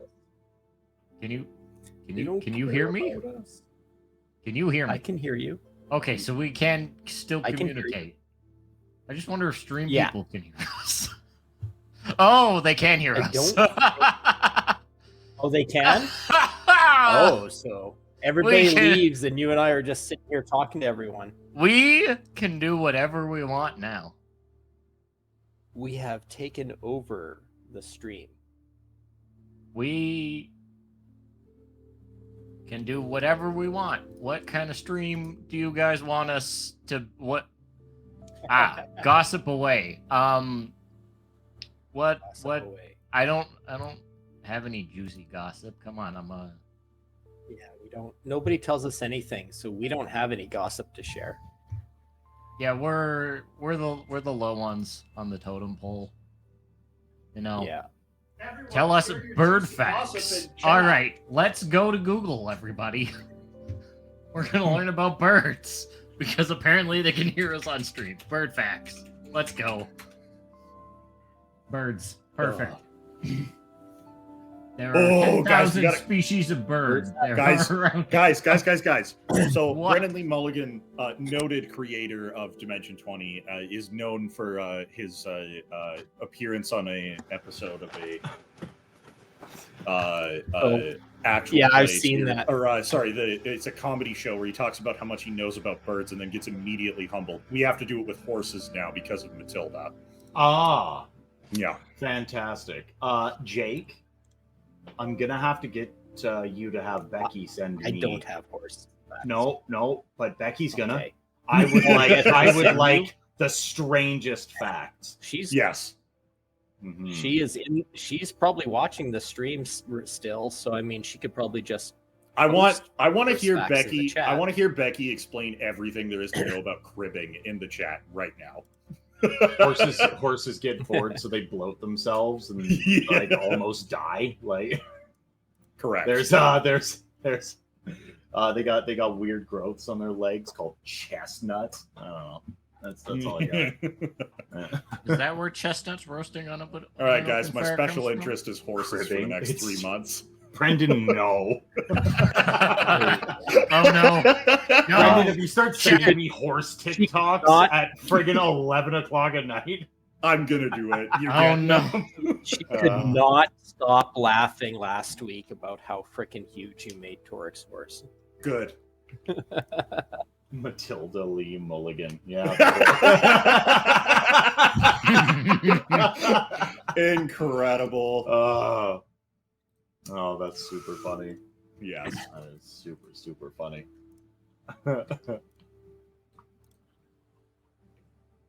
Hmm.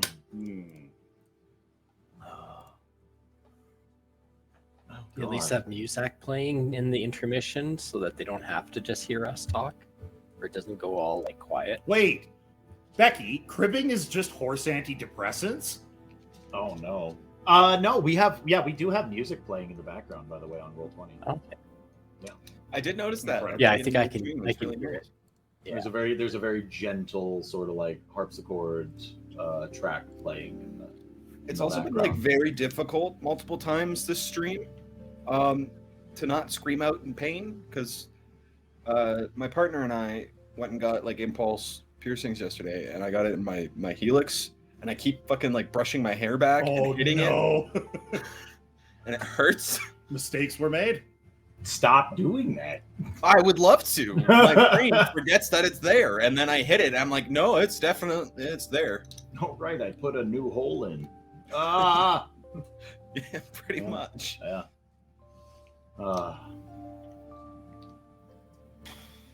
Lane with the world's I love Emery. longest. What a good dad. Yeah.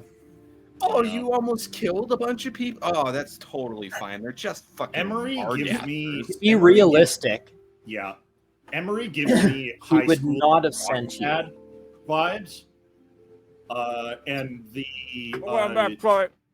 Justinius gives me real like hardcore.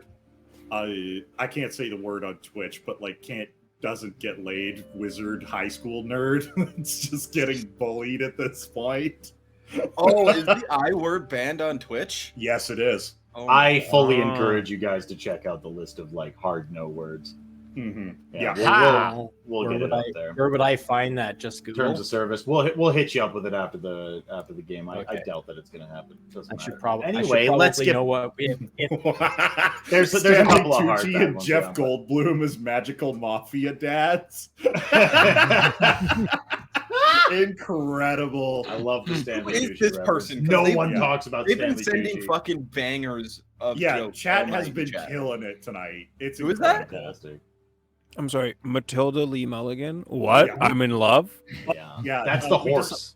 Lane, we decided that I'm gonna special interest about horses now for the next 3 months, and then I'm gonna be the next Brennan Lee Mulligan, except with horses instead of birds. Perfect. It's Brendan Lee Mulligan. Yeah.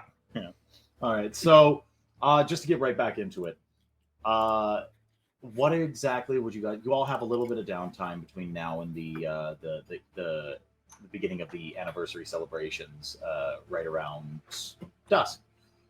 So we'll just go from left to right. Egan, what are you up to? going to have a hot bath, and if there's time, I'm going to get my hooves trimmed from the local farrier. Oh, okay, yeah. You head to have a nice hot bath. It's drawn for you by some of the house staff, and then you're the local farrier. You're the stable hand here at the manor. Philin. Oh my gosh, I cannot. Philanthrop. Philanthrop. Says, this is a little bit of an odd request, but yeah, absolutely. I don't have a problem at all. Are they just like regular hooves, Egan? Do I have to treat them any differently? No, Oh, right, you have hooves. no, just trim them.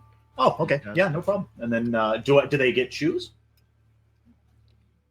Oh no. That would be very uncomfortable, I think. Okay. Yeah, no, not a problem.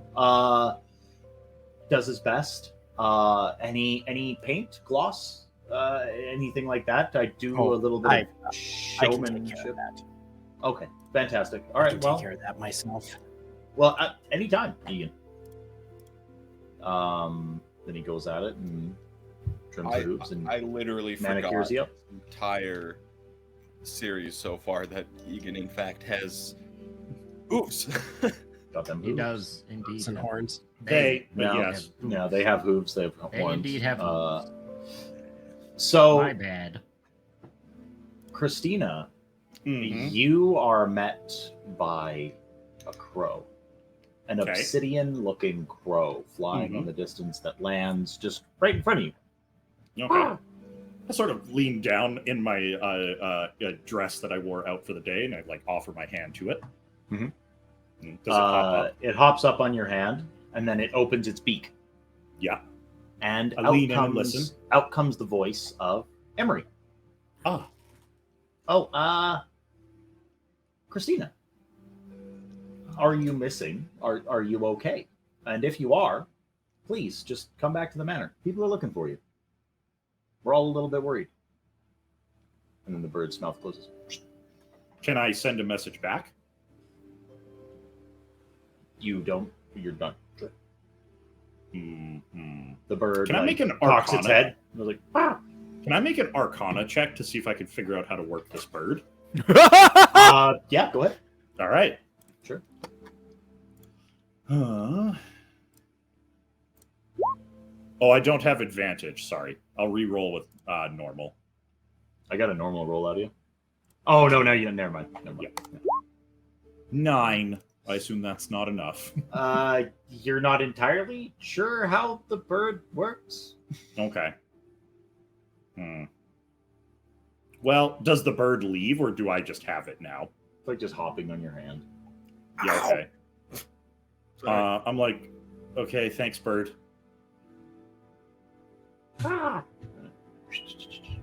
Okay. Flies off. So I would like to make one stop on my way back to the Argentum estate. Okay. I would like to stop at the Curious Past. The where is it here? Ooh, I wrote that somewhere. It's like a little oddities shop, as far as I know. And the biggest thing is that there's someone there that is part of the organization that I work for. Yeah, absolutely. Mm-hmm. I would like to, before I enter, in the alleyway around the corner, so that no one really notices, I'll pull out a pair of flasks, and Christina will sort of reach up and put a finger to her temple, and then sort of pull a thin little gossamer strand out of her temple and into the vial, and then again put a stopper on each one, and then kind of put them inside like her I assume she has some kind of like shawl or something to go with the jacket, or a jacket to go with the dress. Put them inside the jacket, and then walk into the shop, look for the proprietor, Bronwyn Caradune, and I will slide onto the countertop 3 things. One is a small insignia, and the other 2 are the 2 vials.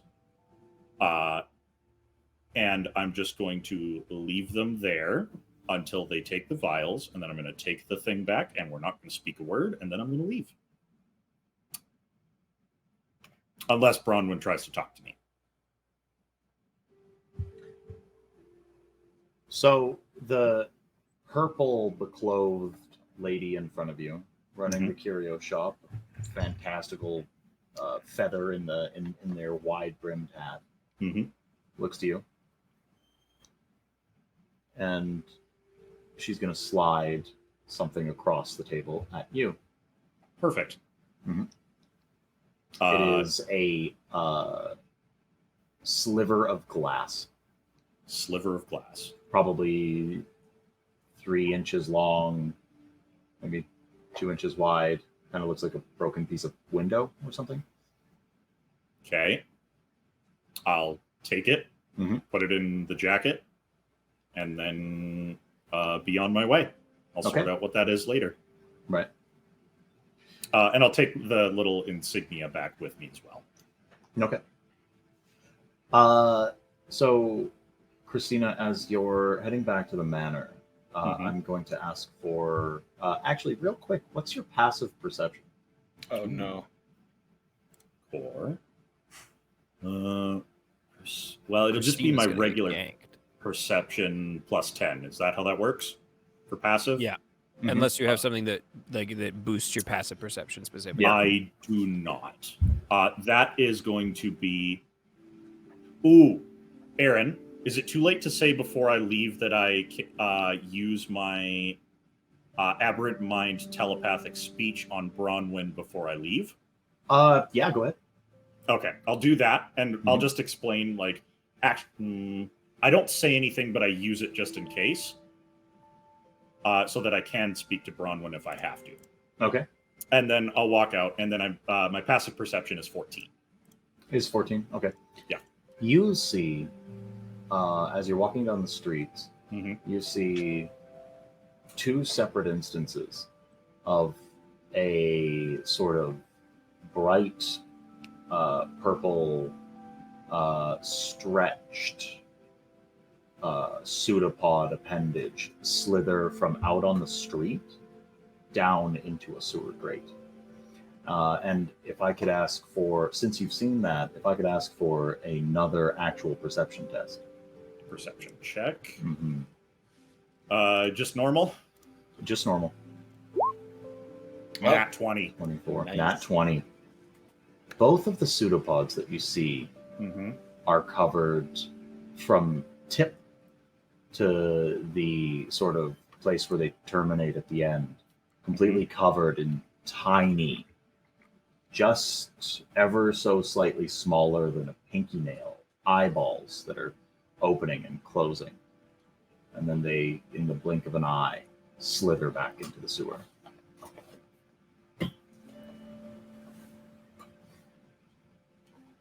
The fuck out of there, Christina. No, I'm gonna make a bad choice. Are they within 30 feet of me ever? Yeah, absolutely. I want to try and connect to them telepathically. Okay. Your mind reaches out to these strange alien-like appendages on the street. Yeah. And as your psyche brushes ever so delicately against theirs, your mind is rushed with an influx of strange images, non-Euclidean pieces of geometry, abstract shapes, and a blathering in some non-language that you don't understand before your mind shuts off from it and recoils. Okay, so it's almost like a reflex. Like my mind is like, "Oh no, we shouldn't be touching this." It's don't. Yeah, is all you get. Okay. The biggest problem that you have is that as your mind recoils, there is this sickening gut feeling of familiarity that you just can't really place. Oh. For once, Christina, with all of her wit and charm, doesn't say anything. And she makes her way back to the house. Okay. Everybody cherish that moment. Christina making a good decision. Staying quiet, making the right choice. Okay. Okay. You make it back to the house. I did try to mentally contact what can only be described as an eldritch horror, so maybe let's not jump to conclusions about making good decisions. Yeah. Okay, Briggs, what would you like to kill time with? What are you doing in the household? What are you occupying yourself with for the next couple of hours? Briggs has paperwork to do, and everyone's probably going to leave the study, and he's going to stay there doing his thing until he realizes that, oh shit, I should get ready for the party, and he will stand up, put his paperwork away, and proceed to festivities. Okay. Sounds good to me. Toric. Oh, Toric, is training still happening, or is it too late for training in the yard? You're sort of the arbiter of that decision. That's very true. Training in the yard it is. I'm gonna find. Okay, so what time is it roughly?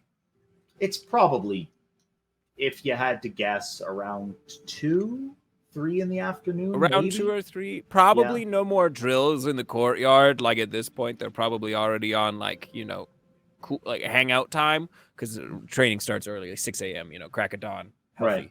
Yep. So now they're all probably on break. So I'm gonna go find them in the mess hall. Where the boys hang out. There's a very small. There's a boys, small girls, living other space where the guards people sort of Small barracks mingle. almost. But there's also like parapets on the walls that they sort of can frequent. You see them like patrolling. They're all out doing their due diligence. The ones that are not actively out and about are probably within their living quarters or perhaps in the common area. I'm gonna head to the common area and see if anybody wants to spar with Torek, because Torek's a little frustrated right now. You walk into the common area, and you see two of the guards people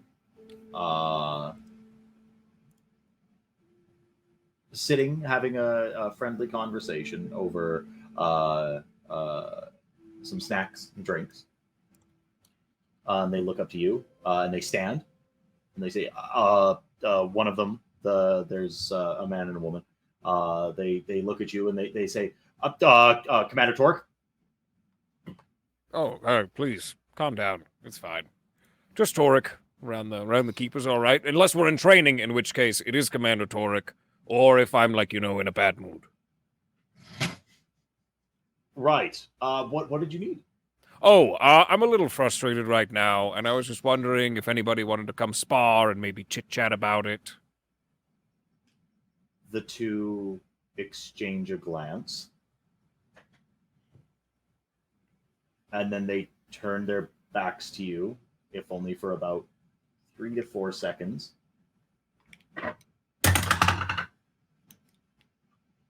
You see the lady go, she turns around, and you see just a very brief expression of disappointment on her face, and she's like, and then snaps out of it, yep, we should, hey?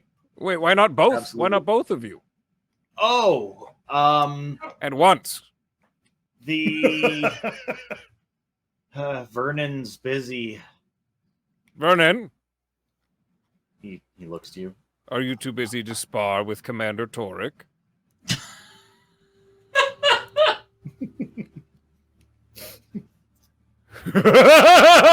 Go ahead and make an intimidation.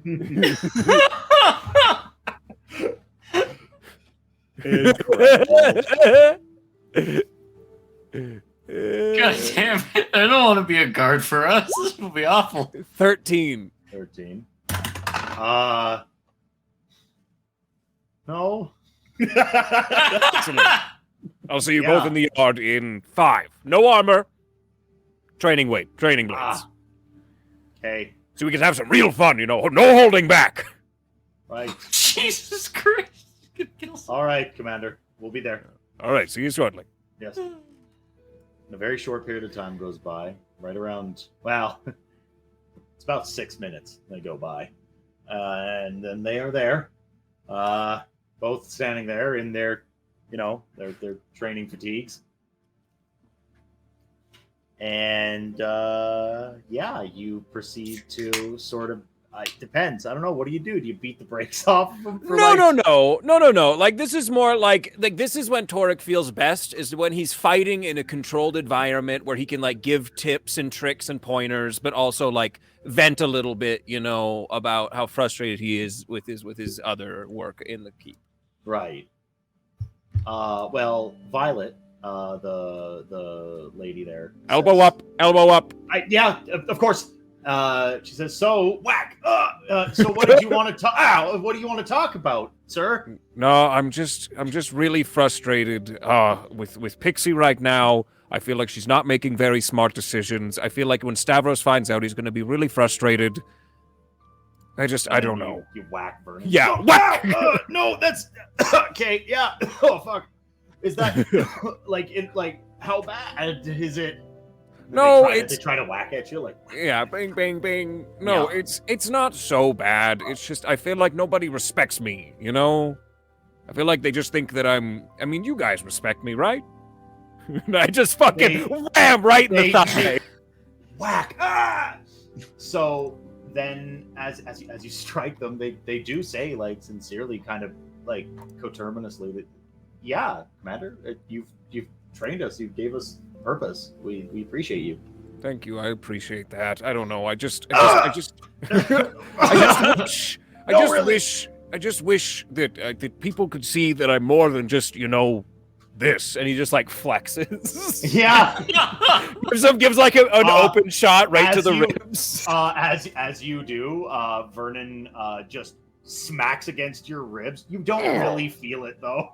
Like, it's Oh, ow! Ow! Ow! Ow! Oh, come on, Commander. Uh, No, it's Commander. Have you said that? no. God. It's really sad hit though. No, it's ow. No, it's you. Just maybe you talk to Pixie about that. All right. Yes. No, Lady Pixie's a complicated individual. You know where she comes from. No, I do. Anyways, thank you for your time. I appreciate it. I hope you're not too sore tomorrow. No, sir, we'll be fine. All okay. right. Thank you for your extra time. You're getting a raise this week. Sir, you're not the one that pays us. I'll figure it out. Okay. Well, thank you. And then Wait, sorry, and it was Elaine doesn't know this, but Torek does. It's Violet and Whomst. Violet and Vernon. Violet and Vernon. Okay, I'm gonna make a mental note to go talk to Emery about giving them a raise. Wait, Okay. or does Harpy pay them? Who handles the finance? Briggs. I don't know. Do you know? It might be Briggs. I know, and it's Briggs. Outside the keep, Torek doesn't know shit. Inside this keep, he has everything locked the fuck down. Okay, yeah, for sure. Wouldn't that be a history check? Nah, that's pretty common knowledge. All right. Yeah. It's funnier to let him assume as well. Yeah. I go find Briggs after that before the party, but we can worry about that later. Yeah, for sure. Okay. Pixie, what are you doing? I'm probably gonna go. Sorry about that. Probably gonna go have a bath and wipe the finger blood off of myself and my weapons. And get nice And and thigh cleaned up. blood. And kidney and blood. thigh blood. Yeah. Just a lot of blood.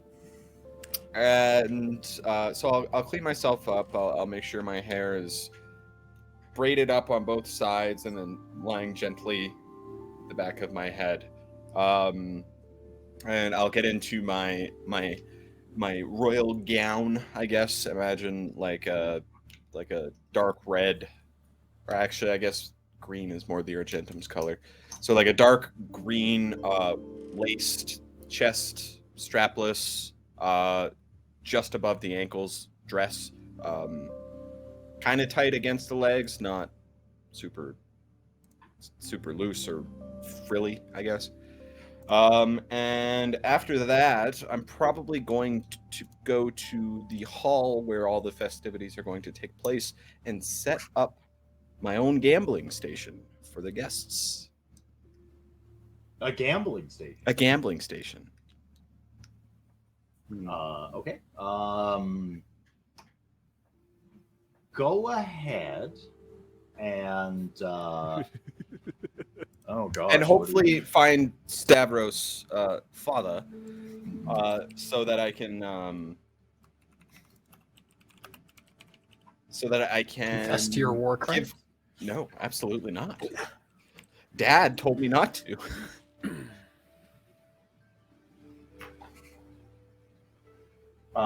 Yeah. All right.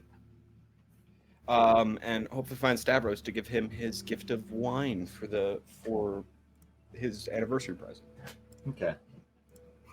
Well, you've had your bath. You set up a little corner of the common area to sort of like have some tables ready to play some cards and throw some dice and just some basic like place for people to come in, have some fun, spend some coin, make some bets. And right around that time, your father Stavros comes through the door. He's got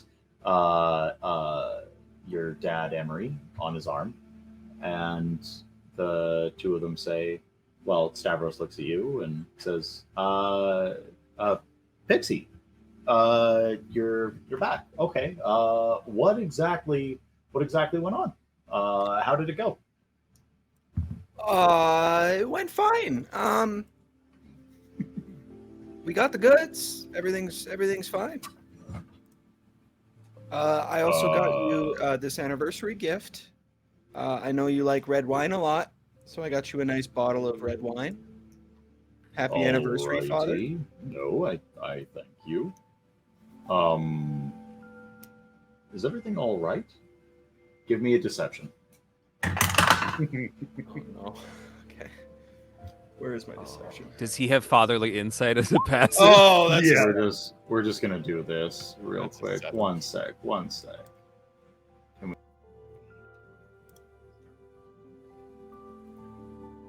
I have Yeah. faith.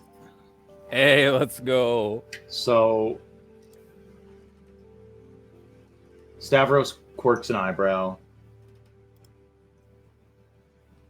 All right, dear. Happy anniversary, Father. Yes.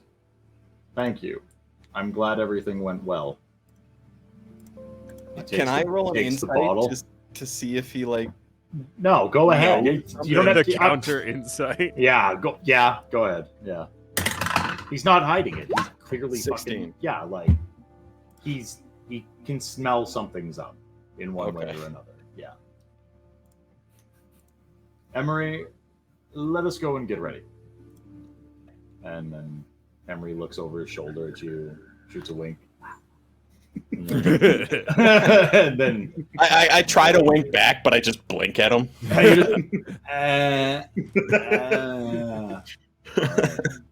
I'm just like, Pixie doesn't know how to wink, and we can't decide whether it's cute or just horrific to watch. Like big bulging gobby eye double blink. Yeah. Just yeah. Literally. yeah. All right. Okay. And then as that occurs and everyone's sort of finished their little bit of downtime, guests start showing up. You see some familiar faces from some of the other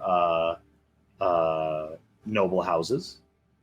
Some people that you would be like, roughly aware of. You see a few representatives of House Phelan, actually. There's a few of the noble people from their house. There's Erwin Phelan and his wife Beatrix. They both come in wearing the sort of green and brown apparel of their noble house, and wearing the green-eyed, fanged face symbol of their house on like cloak pins and such, and as they come in. And you see a few others sort of filter in, and one of them is there's also members from like House Broken Gulf, notably Pixie, at least probably Pixie Toric, maybe Briggs would know that House Broken Gulf is a very, very long-standing friend. Lord Serlin shows up at the anniversary. Very long-standing friend of Stavros and Emery. They show up. Him and his son Prendergast, who are both members of the Order of Samular, an offshoot of the Church of Bahamut. They sort of come in. They're a part of like knightly orders that have helped smooth things over for your family a few times. They come in. They say hello. Lord Serlin come over and look particularly at Lord Serlin comes over. He's wearing not full armor or anything like that, but bearing the occasion, he is wearing very polished gold. What are they called? The gorget, as well as a pair of thin, delicate pauldrons. And he comes over and he lays a hand on Toric's chest in the common area, and he says, "Young man, you're coming along very well for yourself." Thank you. And then he leans in. "I know where you've come from. My I would- house. No. Oh, yeah. Yes. I've seen what they've done. You've come a long way. Congratulations. And then he sort of takes his hand off and walks off to greet Stavros and Emery.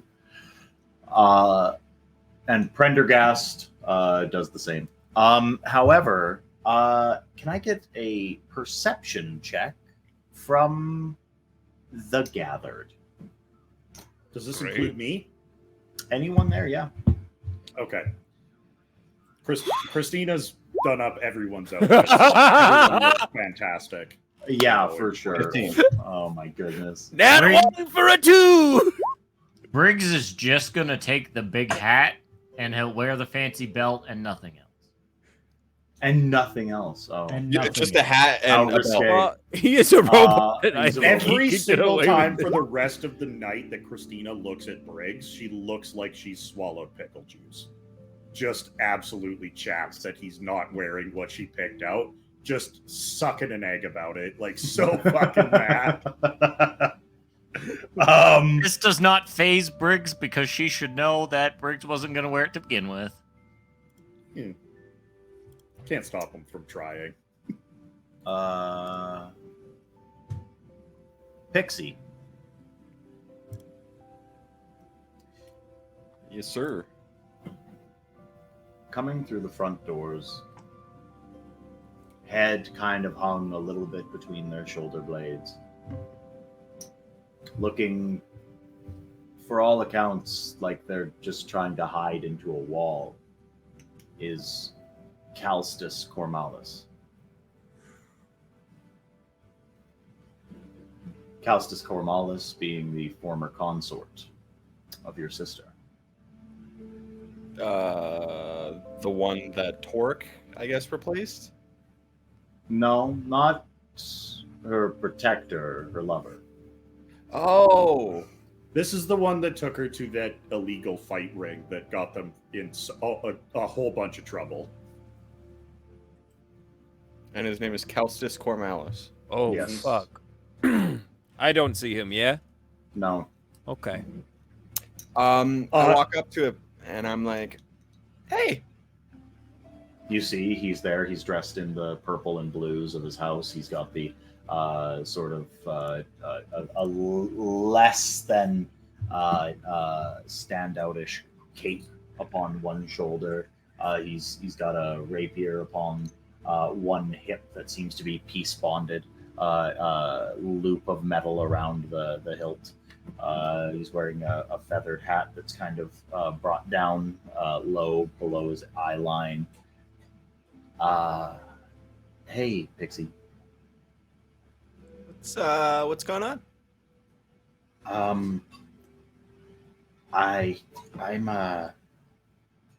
I'm just here to see Relica. You know that's over, right? No, I know. That's not why I'm not here for that. I'm here to apologize. Do I see Pixie talking to this guy? At this point, yes, And do I know the story? you do. Oh, I walk the fuck up and I grab him by the shoulder very forcefully. Yep. He sort of crumples a little bit under the. He's like, Torque, no, I'm not. That's. Why calm are down. you in my Alright. home? Torque. I'm And here to- like, I'm looking here to at Torque's, apologize. Like fucking knee brace, I guess. Yeah. He looks at Torque. He's like, I'm here to apologize, Torque. I'm here to say sorry. My family doesn't even know I'm here. Okay. I slowly ease off of the shoulder. If he wants to apologize to Relica, let him apologize to Relica. I need you to understand, Sir Cormalis. If you do anything in my home, anything to hurt the people I care for, you will be very unhappy. I get it. I get it. Can we? Pix- Do or you Torque, have have you Torque? not Torque, do you looked have at a his minute? face? Can we talk? Me? Yeah, you. All right, I'll just be over here. Okay. What do you want? I know what I was doing was wrong. Oh. I was just... My family has a lot of money, and I've always sort of had everything that I wanted. And I thought that if I could just be cool and act like the bad guy, that I could get the girl and be, you know, I could be the guy. I could be the, you know, that rake. Listen, I know where you came from, and I know what Relica did for you, and how I was kind of a part of that. But I just... My family's into some bad stuff, like right now. Okay. And I can't be a part of it anymore, and I have to bury the hatchet with some people that I've done wrong. So if you could forgive me, that's all I ask. And I just need to see Relica and tell her how I feel, and that I'm sorry.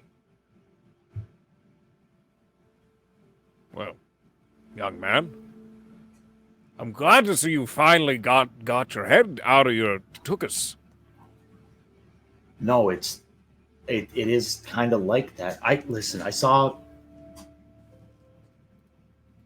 and he like gets this kind of like look on his face, like he's worried to say, and then he like whispers under his breath. I saw my father talking to the Zentarim, to the Black Hand, and I know what they do. Oh yeah. And my father's been wearing some of the symbols of Bane, and I don't know where it's coming from, but our family has so much money now. And my cousin is gone all hours of the day, and he comes back with bruises, and I don't know what's going on. But my family's... I can't stay with them anymore. Okay. Listen to me. We're gonna go find Relica. And, one way or another, I personally guarantee that we will keep you safe. I know that it's bad that I came here on the night of Stavros and Emery's anniversary, but it's the only night... Timing. Well, it's the only night that I knew that my family wouldn't interrupt. Okay. I know they're going to be out there. I'm sure someone followed me. All right. Well, I'll get Violet on the door. She's excellent. But we'll find Relica for you. Christina's gossiping with Relica at this point and didn't notice any of this happening. What's that? I was just saying, at this point, because I fucking fully botched my perception check, I was just thinking I'd be gossiping with Relica instead of actually paying attention to what's going on. Oh, okay. Yeah. Yeah, so Calstus and Toric go and find Relica. And as that's happening, Pixie, Briggs, Christina, Egan, you're all brought to the feast, the sort of big feast hall. Esmeralda and a few of the other staff members usher you into the hall, sort of say, like, they announce that dinner's ready and it's time for the feast. And sitting at the front of the table, surrounded by all of their friends, are Stavros and Emery. Stavros looks to you all, stands up, grabs a glass, sort of clinks it, Hey, everyone. Thank you all for coming. It's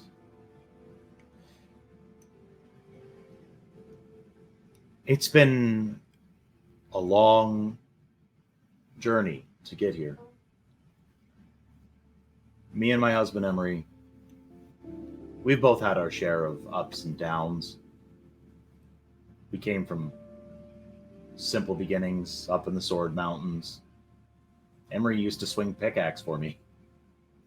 You hear a couple of like chuckles around, and Emery gives a bow, a deep bow. I think it's about time now that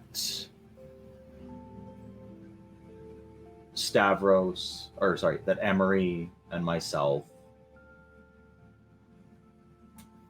take a step back.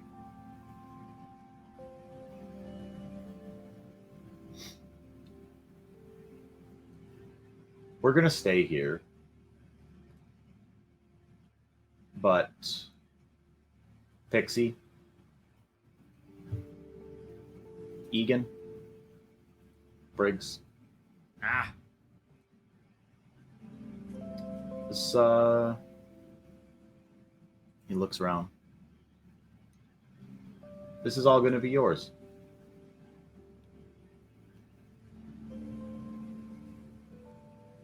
I think it's time. Hear from Christina, and she starts politely applauding the everybody the sort of announcement. everybody sort of like gives a clap. Slows down. If anybody's looking at Pixie, you notice A lot of eyes start heading towards Pixie, Relica. Yeah, Briggs. the blood just fucking drains from her face, and she looks totally panicked. Now, I understand, my dear, that you might not feel ready for this. What this is going to mean is, well, I guess you get to go to all these fancy events and be the face of our household, and I get to sit back and count coin and drink wine. Pixie kind of like puts her hand in front of her face. Are you sure you want me to be the face of the house? Stavros reaches his hand out for yours. I grab it. Pixie, you are a lot of things. You might be seen by some as brash. Perhaps you have a sort of aggressive streak. But I think that it's time, truly, that our house is represented by someone that's looking towards the future and that's looking towards a better tomorrow, and somebody that wants change.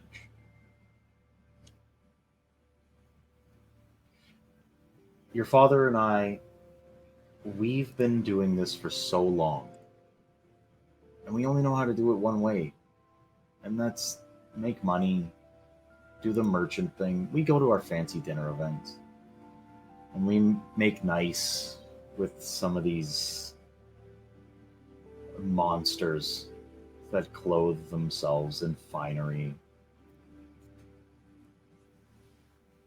But I can't pick up the sword against them anymore. And then Emery looks to you and says, Pixie, we're old. There's too many old men sitting in places of power in this city. We don't want to become like them. We don't want to just make money for the sake of making money. Take what we have and do something good with it.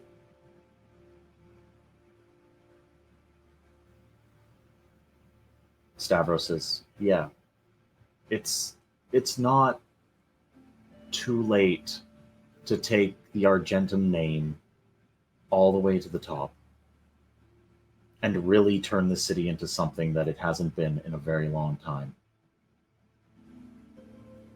There's the Zentarim at our door. The Eye is beneath the city streets. We have so much turmoil. Gangs on the docks. The Thieves Guild. And all the money in the world can't stop those things. The gods know that we've poured more than enough coin into the streets of Waterdeep to try to make them safe and the people happy and fed. But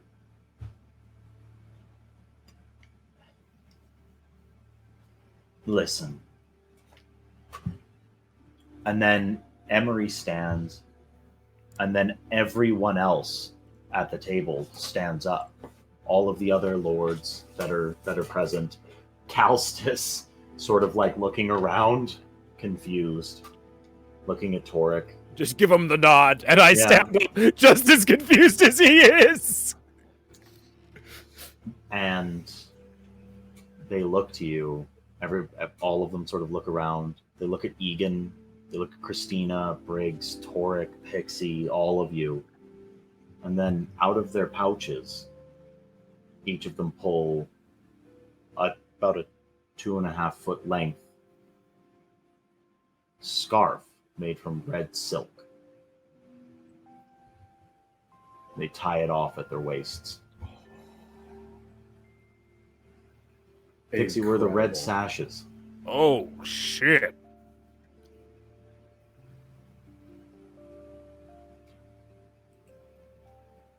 These are going to be your correspondence. They're going to be a part of your cell. They're going to be your support network. These people are here to help you. And then Emery lays a hand on Stavros' shoulder. But we can't fight this fight anymore. And then, Stavros lifts his shirt and shows off just a wicked-looking scar that seems to have only just recently healed. I can't do this anymore.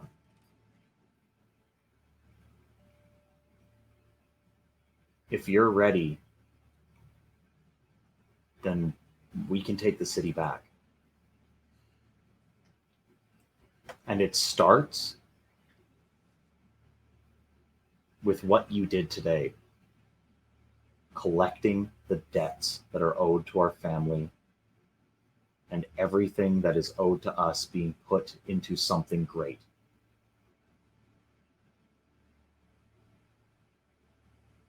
Then everyone is just kind of looking to Pixie. All of these strangers, friends. Pixie is going to step up onto her chair. Aaron, can I do one quick thing in the background? I'd like to turn a spell slot into sorcery points and then into a second level spell slot so I can cast Enhance Ability Charisma on Pixie. Okay. Yeah. So you now have advantage on all charisma checks.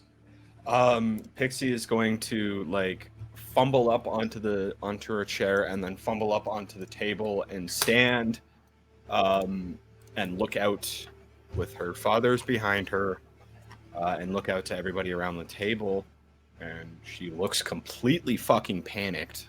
And she's gonna start. She's going to say, well, this is a bit of a shock.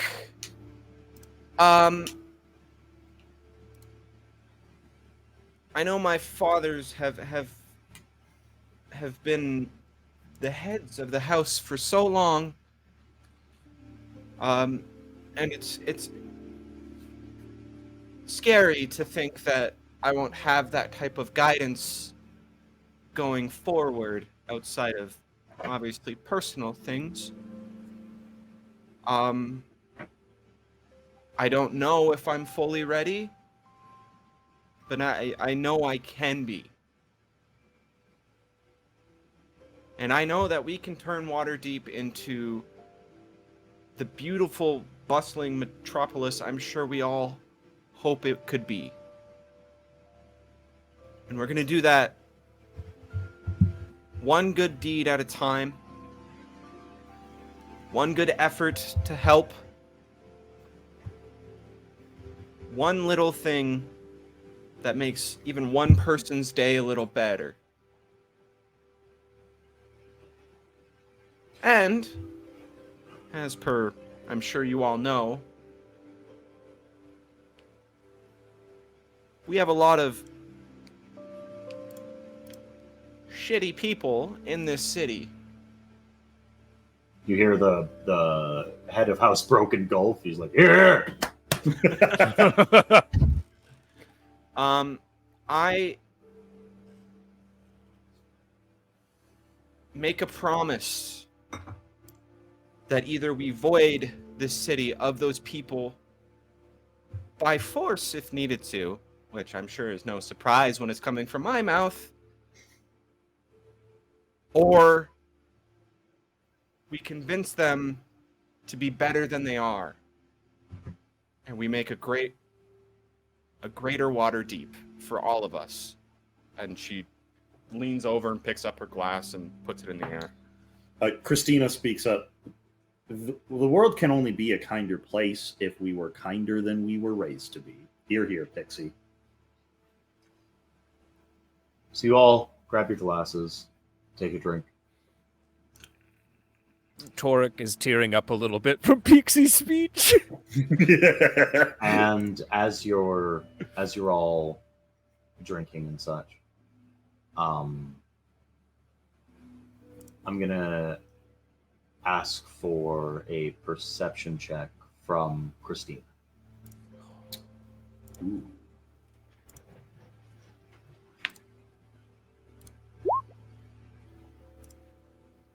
It's 11. Okay. Christina, you see along the corners of the ceiling a thin film of grayish purple green slime starting to pour down, and you get a distinct chill going down your spine. And as your eyes drop out of focus and you start to see like doubles of most things, you sort of see into the wall, past the wall. And right there is an entity, some sort of shadow blob creature of miasmic tendrils and an insidious presence. And then as your mind snaps back, you feel compelled that everyone here is in danger.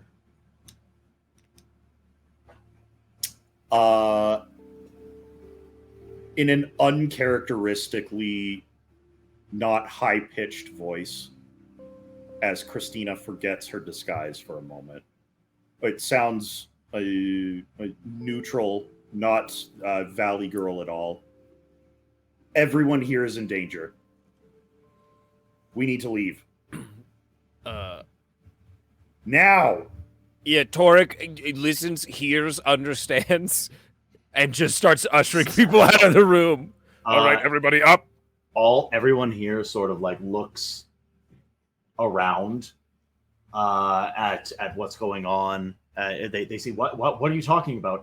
And then as that happens, two figures phase through the eastern wall of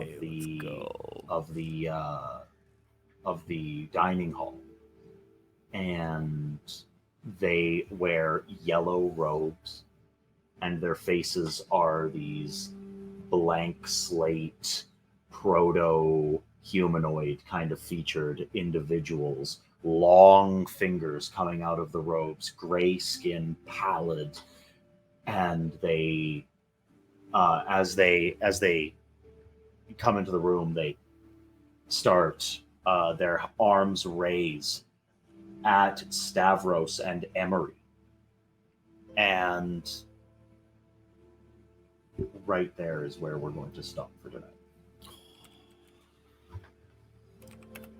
Am I the only one that If you didn't kill come my to the supper fathers, if you kill my goddamn fathers the moment they make me head of house, I swear to fucking God. Oh, this is Oh. good. See, chat's already angry that magic dads are gonna die. So clearly, Yeah. Oh, Pog. I have some ideas. Uh-huh. Just got to roll good initiative. My daddy issues cannot. Yeah. Yeah, that cliff is hung. Yeah. So My cliff is hung. from there, everybody, sure is. we're going to say Oh, bye.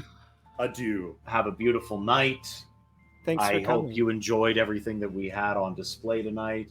You enjoyed the story, the adventures of Christina, going off on their own, the incredible tense combat situation that happened at the beginning of the evening, and of course the wonderful role play that everybody here gave to us tonight. Thank you all for coming. And just as we said last week, and we'll try to say every week, we love you all. Of course. I love you. Mhm. Thanks for coming out, guys. Yeah, thanks for coming out. Have a good night. Have Rest a good well. night. Good night.